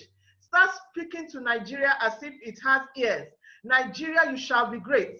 Nigeria, you are a delightsome land. In my lifetime, I will experience 24/7 power supply. In my lifetime, train stations shall work in Nigeria. In my lifetime, corruption will be a thing of the past in Nigeria. In my lifetime, kidnapping and rape will no longer be held in Nigeria. In my lifetime, agriculture, we shall start to export concerning agriculture. In my lifetime, start to say that. Start to say that. There is power in what you say. Don't only speak to your business and to your future and to your children and your grandchildren. Speak to Nigeria. I have not been created as a Nigerian by mistake. This is God's divine purpose, and I am going to make impact. You are going to make impact. It's a matter of transforming of your mind. That is why this platform has been created. And like I said, this is a series. We have just started. We're going to continue to bring notable Nigerians. You are notable. I don't mean that a big night. All of us are notable Nigerians. Don't be surprised if I call you that I want you to come and share your story. How would you have known what we are going to learn from Seyi Law today? So we are going to learn from ourselves. We've learned from Mrs. Lebari. What she said resonates with me. You know, my daughter called me one day crying, mommy, I've had an accident, just like she talked about last month. And I just had to tell her to calm down. I said, you have had an accident, but you are talking to me. You are alive. That's the first thing. I drove to meet her on 3rd Mainland Bridge. A lot of people had gathered around her and she was shaking. I kept on telling her, my dear, you are alive. You are alive. She said, but the car, you just spent money on the car. I said, car to your life. So you see, we resonate with all these stories that everybody is sharing. And let us know that you are not alone. Something I want to tell all of us is that you are not in competition with anybody. You see, the sooner you have that mindset that you are not in competition with anybody, you calm down. When you leave this earth, you are only going to be judged with yourself. You are not going to be judged with anybody. You're not going to be judged with what A or B has done. So when you know that you are not in competition with anybody, why are you bothered? Just tell yourself on a day-to-day basis, am I being a better person than yesterday? So now, over to you, doctor. Please give us some words.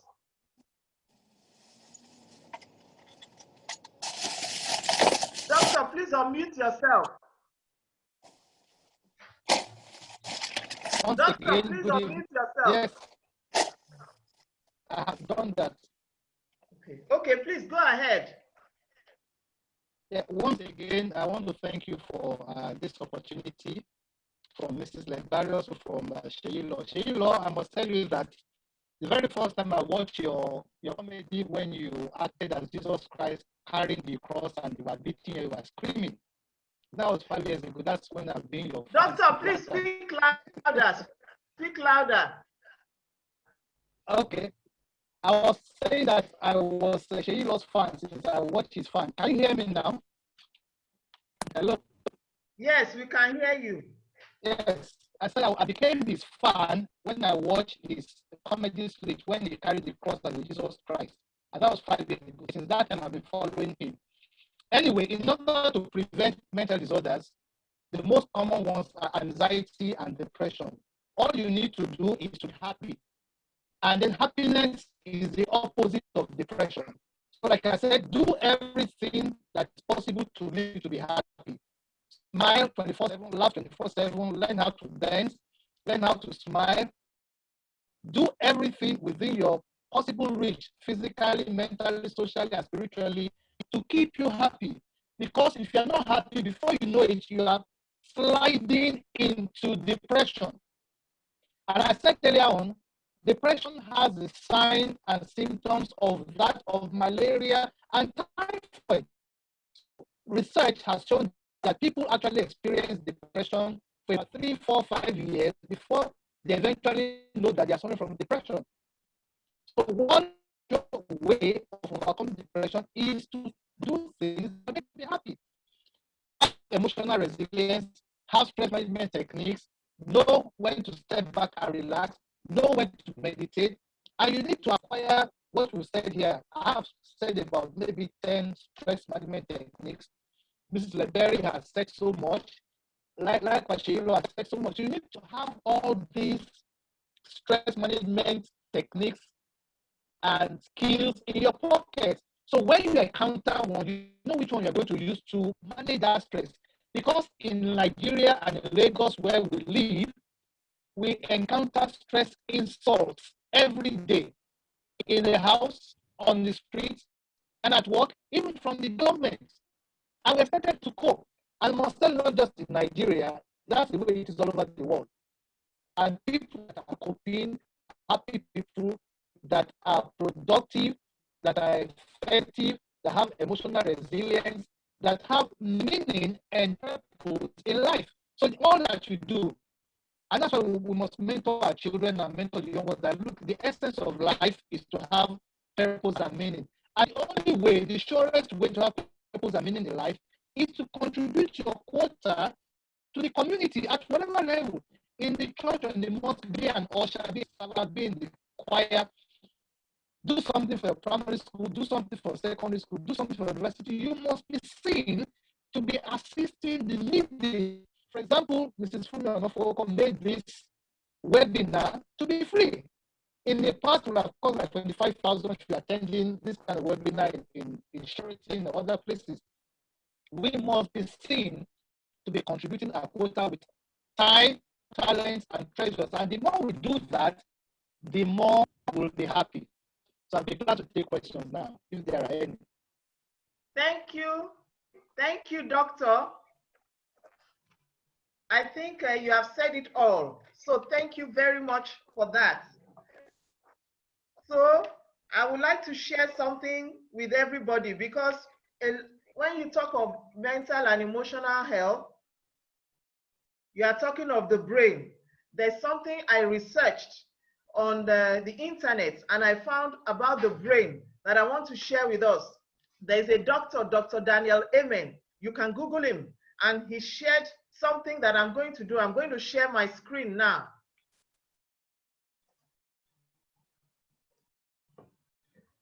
Now, you can see, this is how to protect your brain. So, look at the mnemonics on the left. It's talking like bright minds. Bright minds. B stands for blood flow. Anything that is going to help your blood flow is going to help your brain.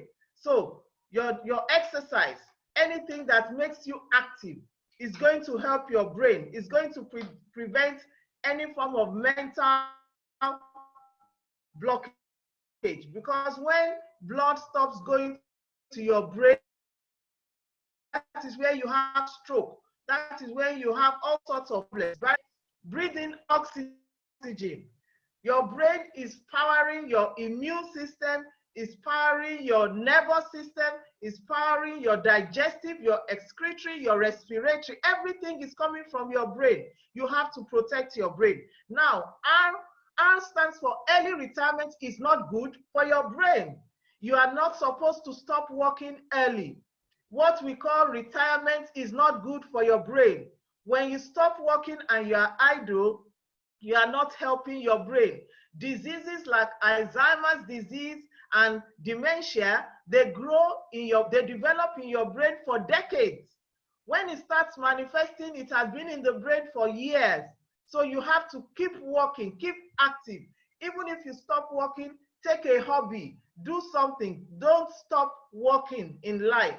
Inflammation, you need to know that when any organ in your body is inflamed, it's not good for your brain, it's not good for your circulation. So you need to know what you do. When your knees, your joints are inflamed, you have to make sure that you can move every part of your body. G is genetic factor. Now, genetic factor means that it is not a death sentence, but in some families, there are already problems with the brain. It is nothing to be ashamed about. It has to do with the genes. So what you need to do, if you have a genetic factor of brain problem in the family, just be careful, know your do's and don'ts. So genetic factor is not a death sentence, it's a wake-up call. H stands for head trauma. All these games that our children play without putting on helmets is very dangerous. Let us mind our brain. Our brain is the most important part of the body. If something happens to the brain, the person is already a vegetable. Protect your head. T stands for toxins. Let's be careful. There are toxins in the air. There are certain deodorants and things we use that have toxins. We need to be careful. M stands for mental health. That is what we're doing today. Learning to laugh, learning to smile, learning to share, learning to leave your house and just do something, learning to breathe in and out is all helping your mental health. Infection affects the brain. There are certain infections that children have at a young age that affects their brains, and you may not know. So let's be careful. Let's let our children take all the vaccinations that are necessary. Even as adults, if vaccination is necessary, please take it. The brain is the powerhouse of the body. N stands for neurological diseases. D stands for diabetes. That is diabetics and obesity. These two conditions are not good for your brain. You need to manage your weight. So anything like diabetes, obesity is not good. And sleep. S stands for sleep. I said it. If you are not getting enough sleep, you are destroying your brain. You need sleep. During sleep is when neurons in the body, in the brain, are re-energized. There's something called neuroplasticity of the brain. That is, your brain is like plasticine. It can be remade. It can be rejuvenated. That happens when you sleep. When you don't sleep, you are not allowing your brain to recharge. It's like your phone. You recharge it every day, sometimes twice a day. Your brain is being depleted. You need to recharge. How do you recharge? By having at least 8 good hours of good sleep. Good sleep. And then you are bright for the next day. So with that, that comes to what I wanted to share about bright minds, which I went on the internet and which I know can be of benefit to all of us. We are going to share our slides and we are going to be able to interact more, because like we said, we have created a following with this, and we are going to continue to have interaction. Mental and emotional health, we are going to continue to talk about it. Life skills, we're going to continue to talk about it. We're going to continue to bring Nigerians onto this program to share life experiences. We all learn from one another. I am a passionate Nigerian, and I know that in my lifetime, Nigeria will continue and continue to get better. I do not let my environment to condition my mind. I tell myself, I am government, and you too, you are government. Wherever you are government. I don't need to be in Aso Rock or to be elected to be government. You are government. So wherever you are, be a change agent, okay? Instead of saying government is corrupt, make sure you are a change agent to ensure that anything that is positive is what is going to happen in this country. Seyi Law, we need one joke from you, then we are going to dance, and then we are going to come back, because we're not leaving this webinar until everybody is tired. I can see people are here, they are enjoying themselves. Don't worry, we have paid Zoom. Zoom is for us for today. Seyi Law, please, we want our ribs to be cracking. You are the black comedian of the Federal Republic of Nigeria. You That's what they call me, ma. Yes, I like it. Seyi Law, BCFR. Me, I have to get a title. I will look for a title for myself. Okay, Seyi Law, over to you. Thank you very much. It's been very, very educative, very informative, and I've been having fun. People can unmute themselves so that I can hear the laughter too.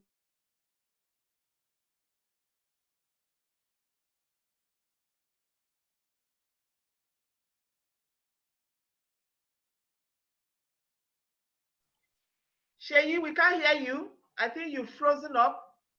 Check your internet connection, Seyi. We can't hear you. Okay, while Seyi is coming back, DJ, we want to dance, please, before Seyi comes back in 2 minutes. DJ Jam Smith. Okay, Seyi is back. Seyi is back.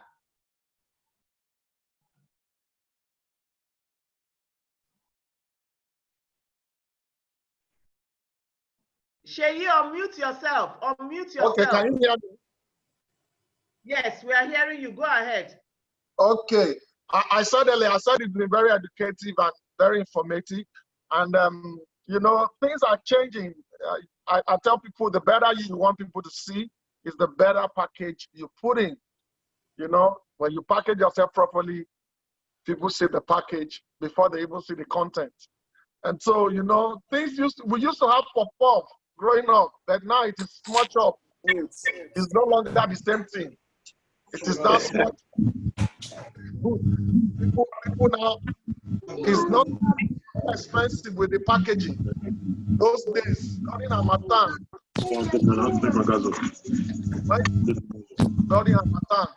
I would buy pop-up. Those days when we were in primary school, you squeeze the oil, your face is getting white.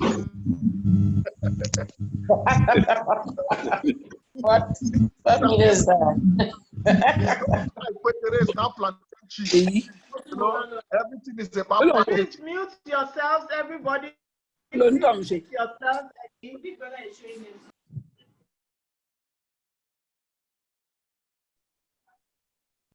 All right, can you hear me? Yes, Seyi, go ahead. Okay, you know, things are changing. We're changing the packaging from plantain, from Ipekere is now plantain chips. Everything is changing. Those days when we used to wear cortina, we used to wear keto, we used to wear bata. Those things have changed now. Now you see children, they buy different, primary one, they buy one sandal for them, primary two, they buy another sandal. Those days when we were growing up, they buy your sandal, you buy bata. You know, they buy an oversized bata for you. By the time you wear it from primary 1 to primary 4, you grow into it. Things are different, you know. And when we're talking about the emotional health or mental health and all those things, you see, if you go abroad, you know that what they are bothered about now is it's gone beyond being nice to human beings to being nice to animals. I remember one time I was in the UK, I was walking by the road, and then You know, the first police car drove past, and then there was an ambulance, and then another police car followed with the siren. Wow, wow, wow, wow, wow, wow. You know, and because it was my first time in the UK, I decided to run and see where they were going. You know, it was like in the movie. And then I got to the place where they parked. You know, the police car stopped, the ambulance opened, then they ran into the house. The next thing, they put something on the stretcher and they were bringing it out. The owner of the house was running after the stop, was shouting, "Oh, Paul, Paul, don't do this to me, Paul. Don't die, Paul. Paul, I can't afford to lose you, Paul." And I was wondering, who is Paul? By the time they carried Paul past me, I was shocked. It was a cat. The owner was telling Paul, "Paul, don't go. Ordinary cat. Even me, we are the human being for Nigeria." To see ambulance come carry human being, a serious work. Ambulance with 2 police cars to carry ordinary cats. We are laughing here. We can't stop. I almost told the owner of the house, "I can be your cat." Meow, you know. If ambulance will treat me like this for being a cat, Nigeria, the way we treat pets in Nigeria is different, you know. Abroad, you see pets. They have done their stuff. Abroad, when you see pets, you know that you are seeing pets. A pet is an animal that is pampered. But in Nigeria, an animal can be a pet in January, and by April during Easter, it will become food. You know, a goat can be a pet in January, by Easter, it is food. So we treat food different, we treat pets differently.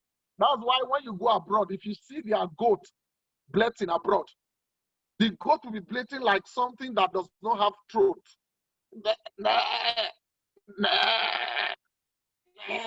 Very mature bleating. But come to Osogbo, when you see goat, you know that it's not a pet, it's for food.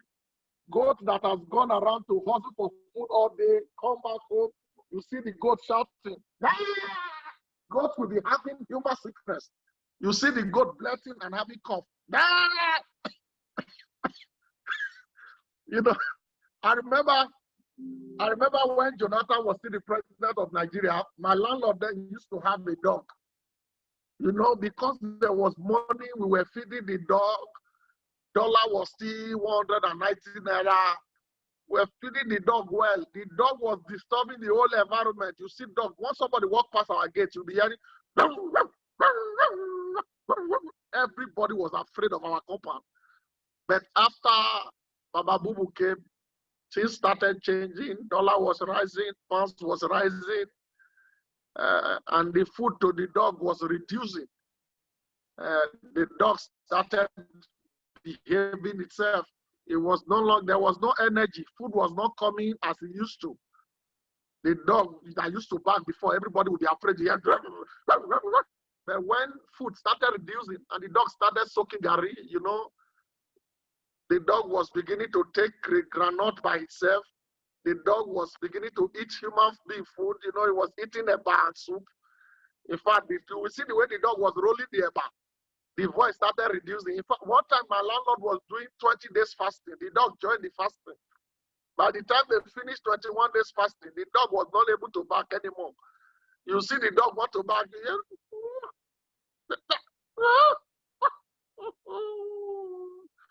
When the dog almost died, nobody told the dog. Only the dog went under one car that was abandoned in our compound.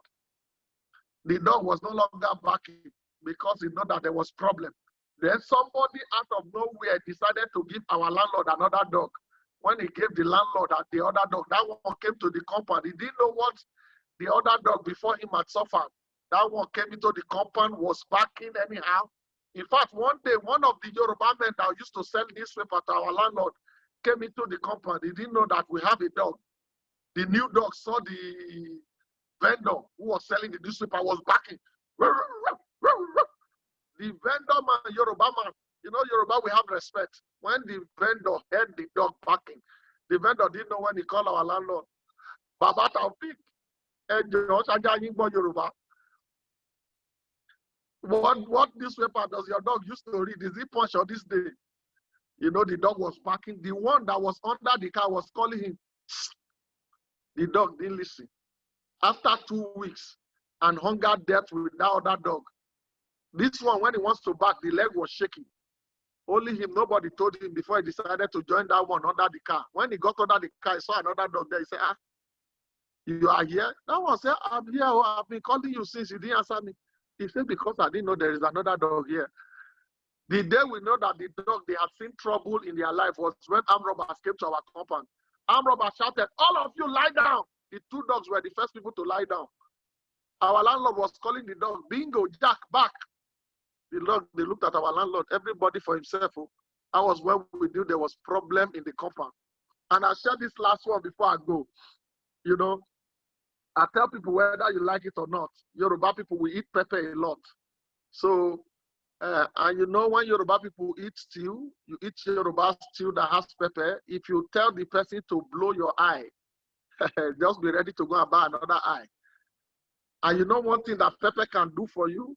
When you eat pepper and you are in public, oh, you go to party, you eat Yoruba stew that has pepper and you are going home, and the pepper decide to disgrace you, that is when you will know that life is more than you are seeing.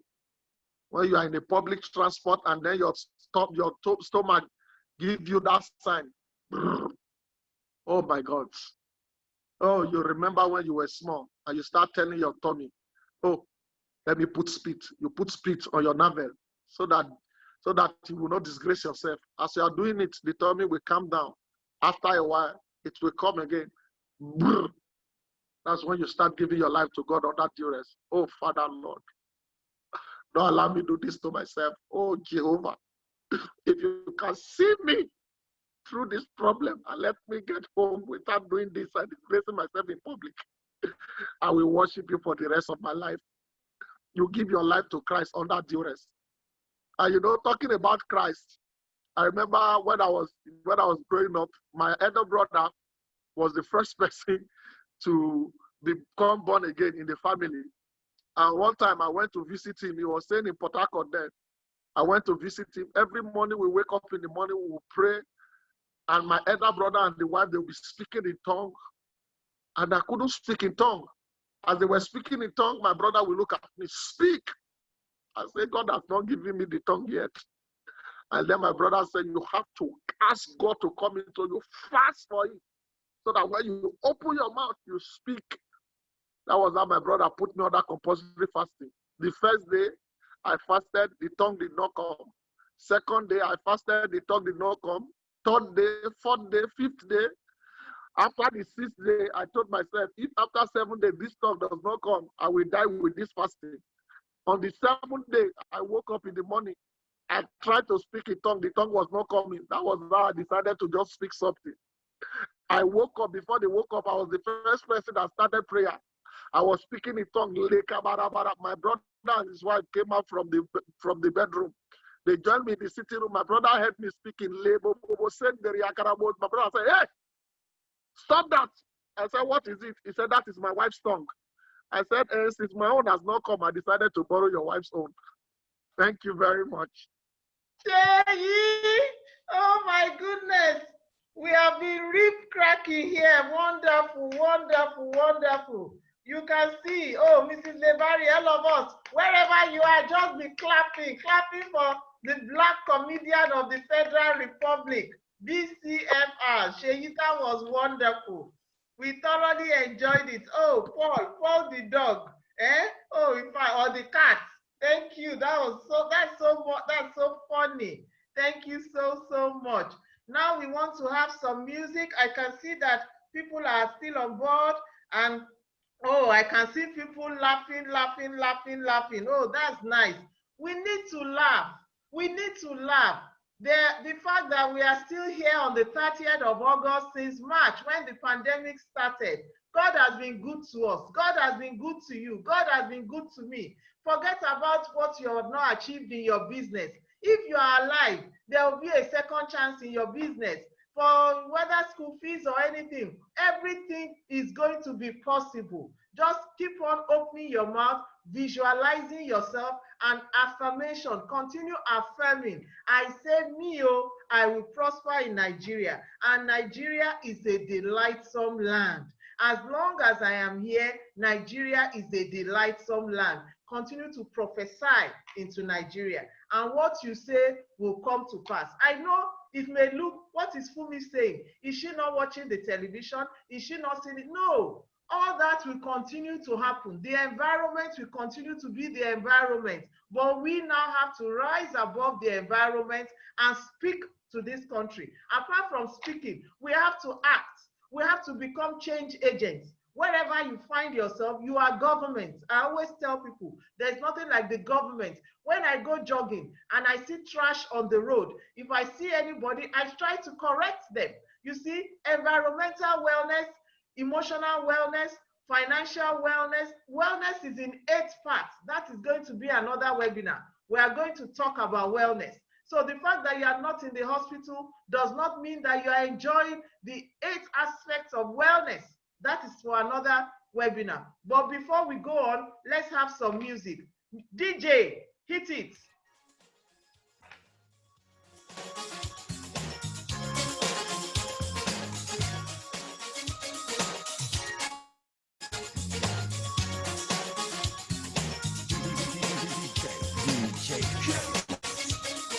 You can't see it.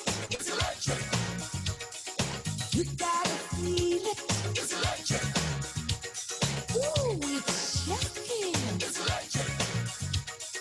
Dig that Mr. Kelly with the fucking at the minute. She's a moving along. She's all kind of the You gotta know it. It's electric. Woogie, woogie, woogie. Then you can't hold it. It's electric. Woogie, woogie, woogie. But you know it's there. Here, there, and everywhere. And got to move. I'm going on a party ride. I've got to groove, groove, groove. This music I just can't hide. Are you coming with me? Come, let me take you on a party ride. And I'll teach you, teach you, teach you. I'll teach you the electric slide. Some say it's mystic. It's electric. Woogie, woogie, woogie. You can't resist it. It's electric. Woogie, woogie, woogie. You can't do that. It's electric. Woogie, woogie, woogie. Take it up to somebody. She's a take it up to somebody. She's a moving around. She's all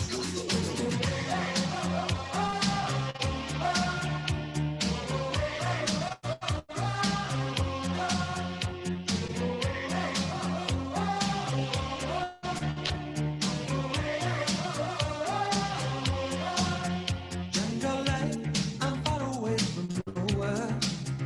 On my own, like Tarzan boy. Hide and seek, I play nowhere. I shoot across the forest, monkey business on a sunny afternoon. Jungle life, I'm living in the open. Native beat that carries on. Burning back, I find a love to see up to the sky. I see a wonder. It's a message get to you.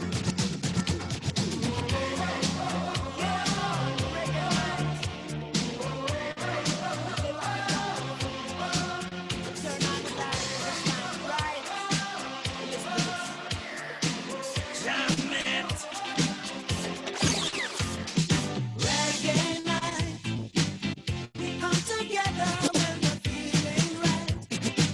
We come together when we're feeling right. Reggae night, and we'll be jamming till the morning light.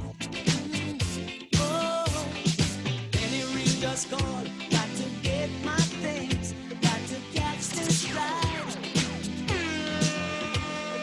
Gotta look my best, 'cause I know they'll be my shit tonight. Oh, reggae night. We come together when we're feeling right. Reggae night, and we'll be jamming till the morning light. Oh, you will find it happens only once a year.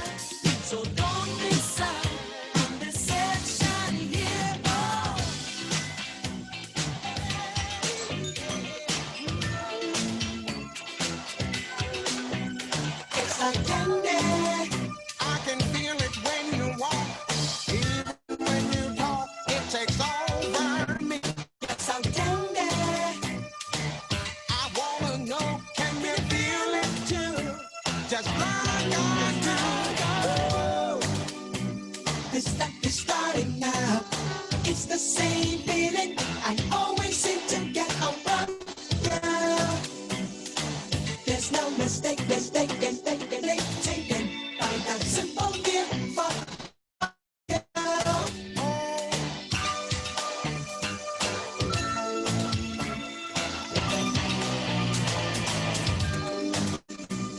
This stuff is starting now.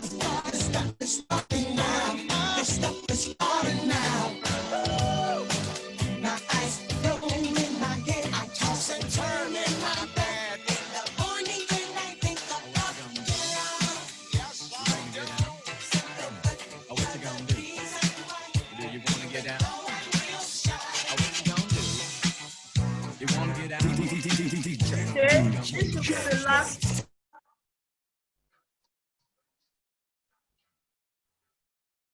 Okay.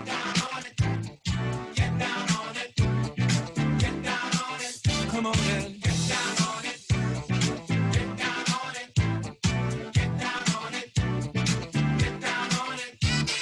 How you gonna do it if you really don't wanna dance? By standing on the wall. Get your back up off the wall. Tell me, how you gonna do it if you really don't wanna dance? By standing on the wall. Get your back up off the wall. 'Cause I heard all the people saying, get down on it. Come on and get down on it. If you really want it, get down on it. You gotta feel it. Get down on it. Get down on it. Get down on it. Come on and get down on it, baby, baby. Get down on it. Get on it.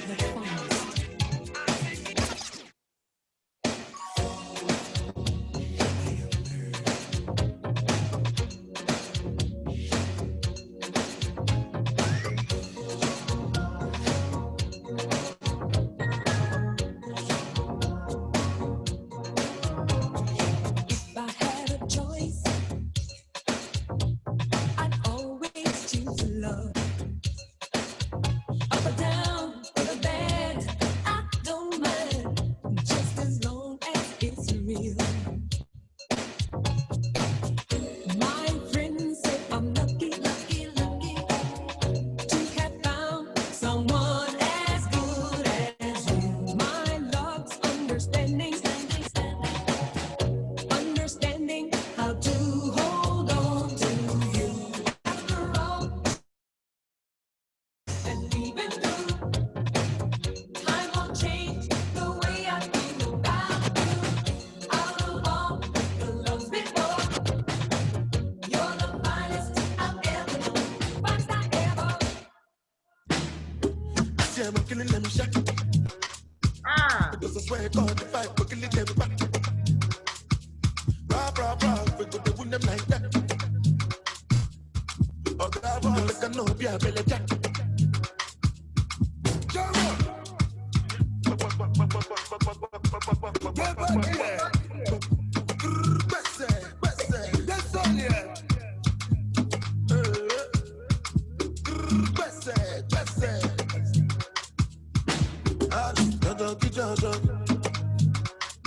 Make you know the kula.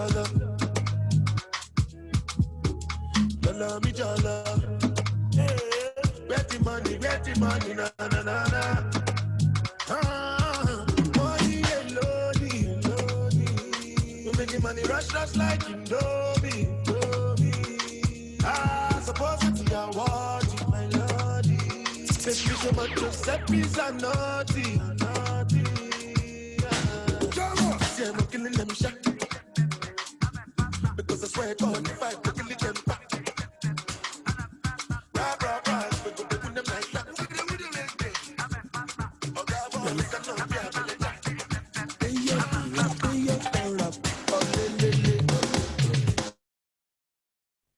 DJ, thank you for that. Thank you, DJ. Thank you, DJ. Thank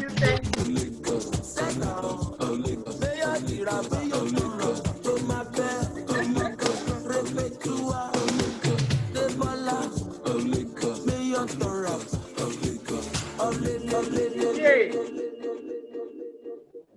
Thank you, thank you, thank you, thank you, thank you, thank you, thank you, DJ Jack Smith.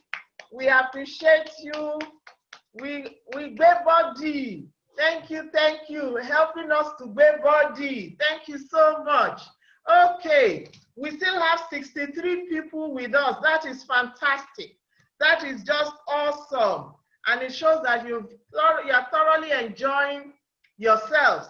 We wish it could continue, but we know that some of us have to leave at this time. This is just wonderful. We started at 4. We were supposed to finish at 4:30, and at no, I think we started at 4, and now it's 6:30. You know, so we've actually spent 2 hours. We even thought we were going to finish at 5:30. So we've almost spent an hour on top, and this is just wonderful. And we still have about 60 people. We are excited. What is our message? Take care of your mental and emotional health. You do not have all the funds in your hands now, so you can't afford to be sick. I tell people, I would rather be laughing and dancing than have to take drugs to sleep or to go to the hospital. You don't need it. Enjoy yourselves. Socially connect.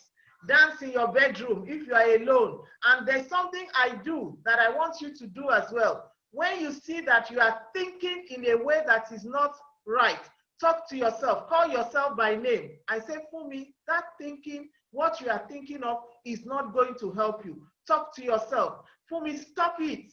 Because what you are thinking of may never happen. What you are thinking of is not true. It may never happen. And then what I tell people is that you replace that negative thought with another good thought. Don't just create a vacuum. So if you were thinking something negative is going to happen to a loved one, replace it immediately with the fact that that loved one will live long, that loved one will be healthy, that loved one will be successful. And the more you say it, the negative thought will leave you. And it is for every area of your life. Even if it is for somebody that you say this person is disrespecting you or something, how do you know that it is true? You are not in the person's shoes. You do not know, you do not have 100% information about any situation until you move close and the person tells you and say, oh, I didn't know. You could have been having the person in unforgiveness for years. Please don't joke with unforgiveness. It is a pathway to cancer. You don't need it. You don't need it. So please call yourself by name and tell yourself that thing you are thinking about is not good for your health. You stop it. Stop it, and immediately you replace it with a good thought, a positive thought, a creative thought, a soul-lifting thought, a thought that is noble, and you continue to use your mouth to say what is right and what is good. Before you know it, that thought would leave you, and that thought would just vanish from your environment. So let us learn to say the right things, to visualize and to affirm. Okay? Waking up and saying the right things about yourself. It is not an incantation. And when you are going to bed, also tell yourself the kind of sleep you are going to have. I'm sure we know that we have 3 levels of our mind. We have the rational mind, which is the logical mind. We have the subconscious mind, and we have the superconscious mind. Now, that subconscious mind is like a slave. Whatever you do to it is what is going to be stored there. That is why you can remember some things that happened when you were in your primary school.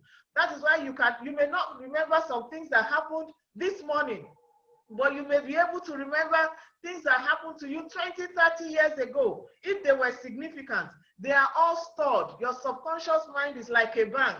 You have to help your subconscious mind not to store bad things. You have to remove unforgiveness, remove unpleasant memories from your life.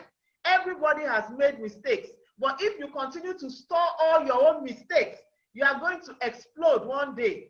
The superconscious mind is God in all of us.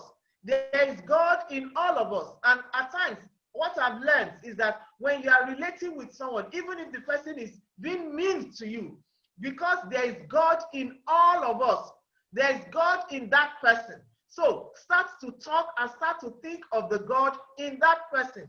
As long as you are still alive and you are breathing, even if you are the greatest criminal on earth, there is God in all of you. Through that breath, That is the super conscious. And it is God that gives us wisdom, that gives us vision, that gives us direction. So your mind is in 3 layers.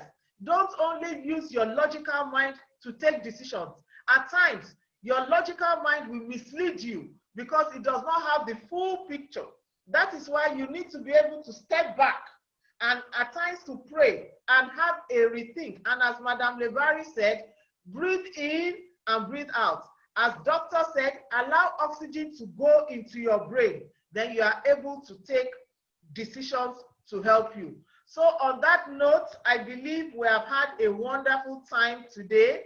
We have had a wonderful experience with you. You have all given us your email addresses. We are going to send you the slides of all the presentations. If you need a recording of this, you can also send us an email. I'll put our email of our academy on the chat, govskillsacademy@gmail.com. Our 24/7 chat line for counseling, for coaching, for anything that is disturbing your mind. I am telling you, 24/7 chat line. If we do not respond, put a message. That is my commitment to you, to your mental and emotional health, because we are on this journey together.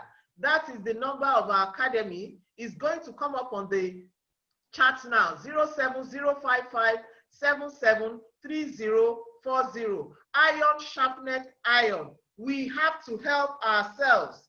We are Nigerians not by choice, but this is where the Lord has created us. And this is the best country as far as I am concerned, because that is where I am. If I'm not here, I wouldn't say that, but this is where I was. This is where I've been created to make an impact in Nigeria. So Nigeria is the blessed and the most blessed country that I know. So let us help ourselves. Let us continue to relate with one another. If you have challenges, learn to share, learn to talk to somebody. You do not want to go to the mental hospital. I assure you, you don't want to be there. I have first-hand experience.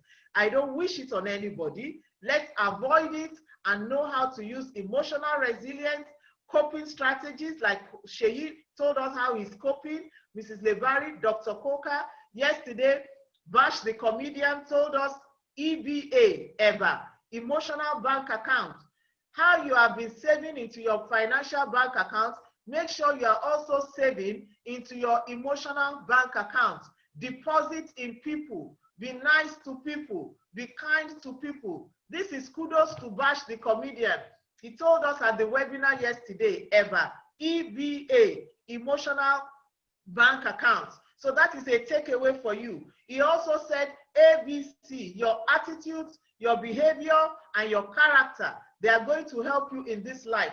So be conscious of those 3. So thank you to Bash. He's not here, but I also say thank you for what you gave us yesterday.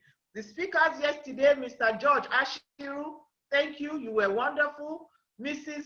Stella George, thank you. You were also wonderful. We had a wonderful time yesterday. We have also had a wonderful time today, and we are grateful to Seyi Law, Dr. Rotimi Coker, Mrs. Lebari Edo-Ukpong.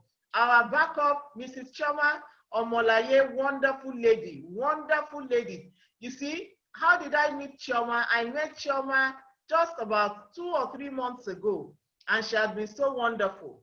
Only for me to discover that she's a Queen's College graduate of the 2003 session. So we have almost 20 years gap, because I'm a Queen's College graduate of 1981.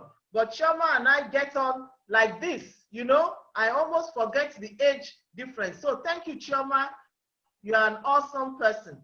And thank you today. Thank you. You are wonderful and all that. Yes, Chioma, you are my main girl, eh? I love you so much. You have been wonderful. Chioma gives us our IT backup, and she's just so pleasant and selfless in all she does.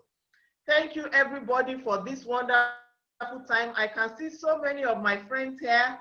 Mrs. Bisola, Peace Festival Day, Jokela, Babatunde, Demola Ojo, Angela Nwuka, Angela Ogbana, my friends from Queen's College, I love you all. Duni Akirele, my antelope, I'm sure she's laughing, that's a joke between us. And so many other people. Mustafa Umar from Abuja, oh, my main guy, how are you, Musti? Thank you for joining. And so many. Lashmi, I think you are the one, my spa lady, facials, body massage. Oh, nice to see you. Nice to see all of you here. Well done. Thank you for being with us after going to 7 o'clock since 4 o'clock. This is just awesome. I'm excited. Mrs. Father Share, oh, thank you from New Estate. Richard Ayubiowu, my fellows of the Chartered Accountancy. Rahila, thank you for being here. I can see all your names. Tijani Baba from Coopers and Library. Those are people I started working life with in 1986. I'm happy. Susan, my dear girl at Access Bank, taking care of Queen's College accounts. Tonya Adesoya, Grandma Tony, nice to see you. Titi Oshi, my beloved sister, who is now a grandmother. Welcome. It's good to see you. Yemo, that always calls me Funmilayo. Nice to see you here. Wilson, Baba Willie, dancer. That's from NBC Kaduna days. Nice to see you. Felix. Those are from Coopers and Librand days. Oh, I can see so many of you. Well done. Thank you for being here at close to 7 o'clock. You have all made our day, and I'm so happy and so glad that we can have such a crowd. We had over 200 and we still have about 50 even at this time. Thank you for everything. Thank you, my husband, Mr. Rotimi Onafowokan. Like I said, it's going to be my 30th wedding anniversary next week on the 1st of September. I give all glory to God for that, to be married to the same man. I didn't change men. No. I had the same man for 30 years. So thank you for being a wonderful soulmate.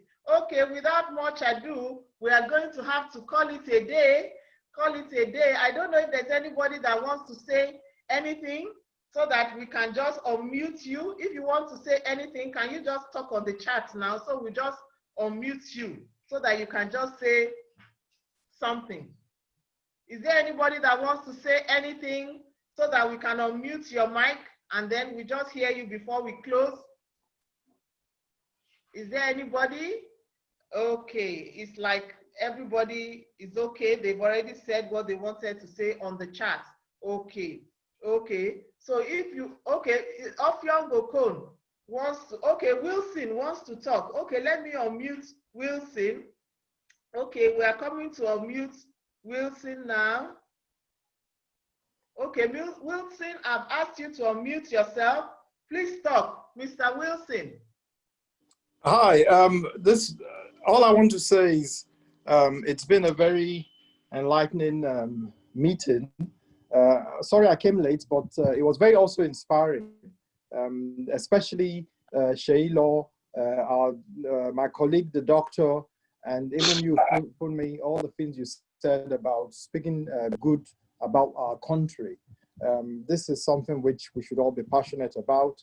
I like what you said about the issues being ever present, but rather than castigate leaders 24/7, we should all think about what we can do to improve the general well-being of Nigerians. So I'm very grateful that I had the opportunity to join, and I've really been inspired by what I've seen today. Thank you very much. Thank you, Wilson. Thank you so much. Is there any other person that wants to say something so we can unmute you? Maybe two people. Maybe two people. Yes, I've said it. Ofyong now. Oh, go ahead, please. Go ahead.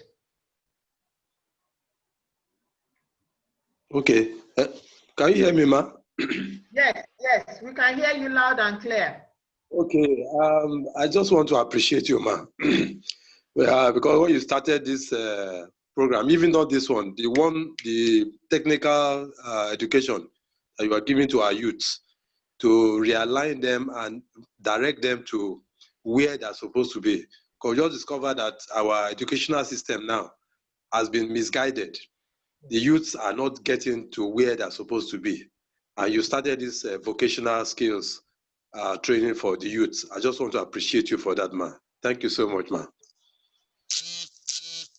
Thank you so much. Thank you so much.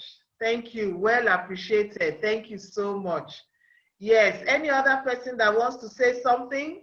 Thank you, Mr. Offiong. Thank you, Mr. Wilson, Baba Willie, as we call you on our forum. Thank you. Thank you. Is there any other person that wants to say something quickly before we call it a day? Okay, like I have said, this is a series we've just started and we're going to continue because Nigeria is going to be great in my lifetime. In my lifetime, Funmilayo Onafowokan, I shall experience 24/7 power supply in Nigeria. That shows you that I'm going to live till about 95.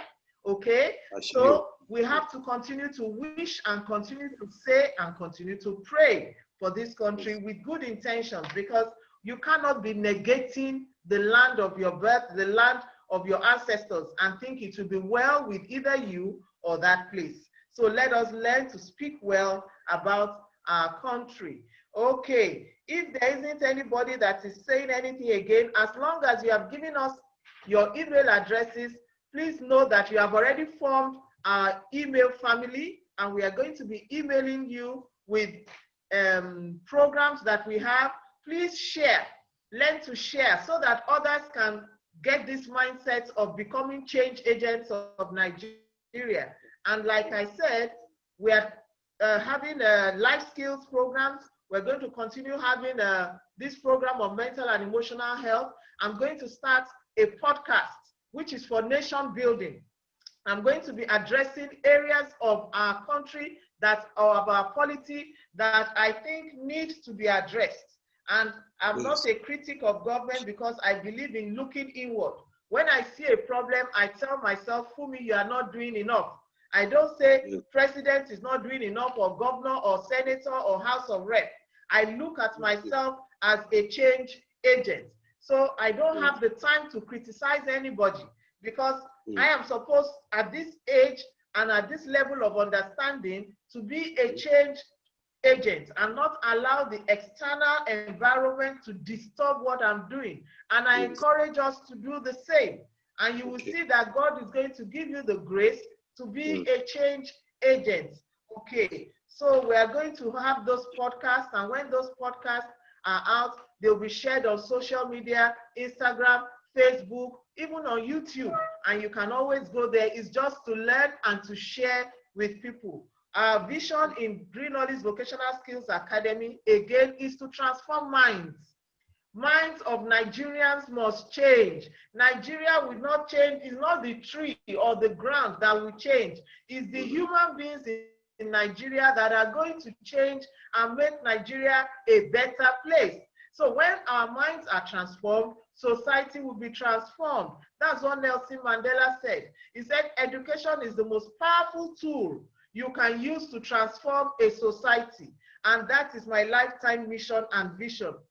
That is what I want to spend the rest of my time doing, transforming minds so that Nigerian environment will be transformed. It must be transformed. We cannot leave this country like this. It must be transformed. And God helping us, we will achieve it. Amen. So thank you. Thank you. Thank you. I can see some chats. I can see chats. Okay. And I think everybody is fine. And we are going to get a recording.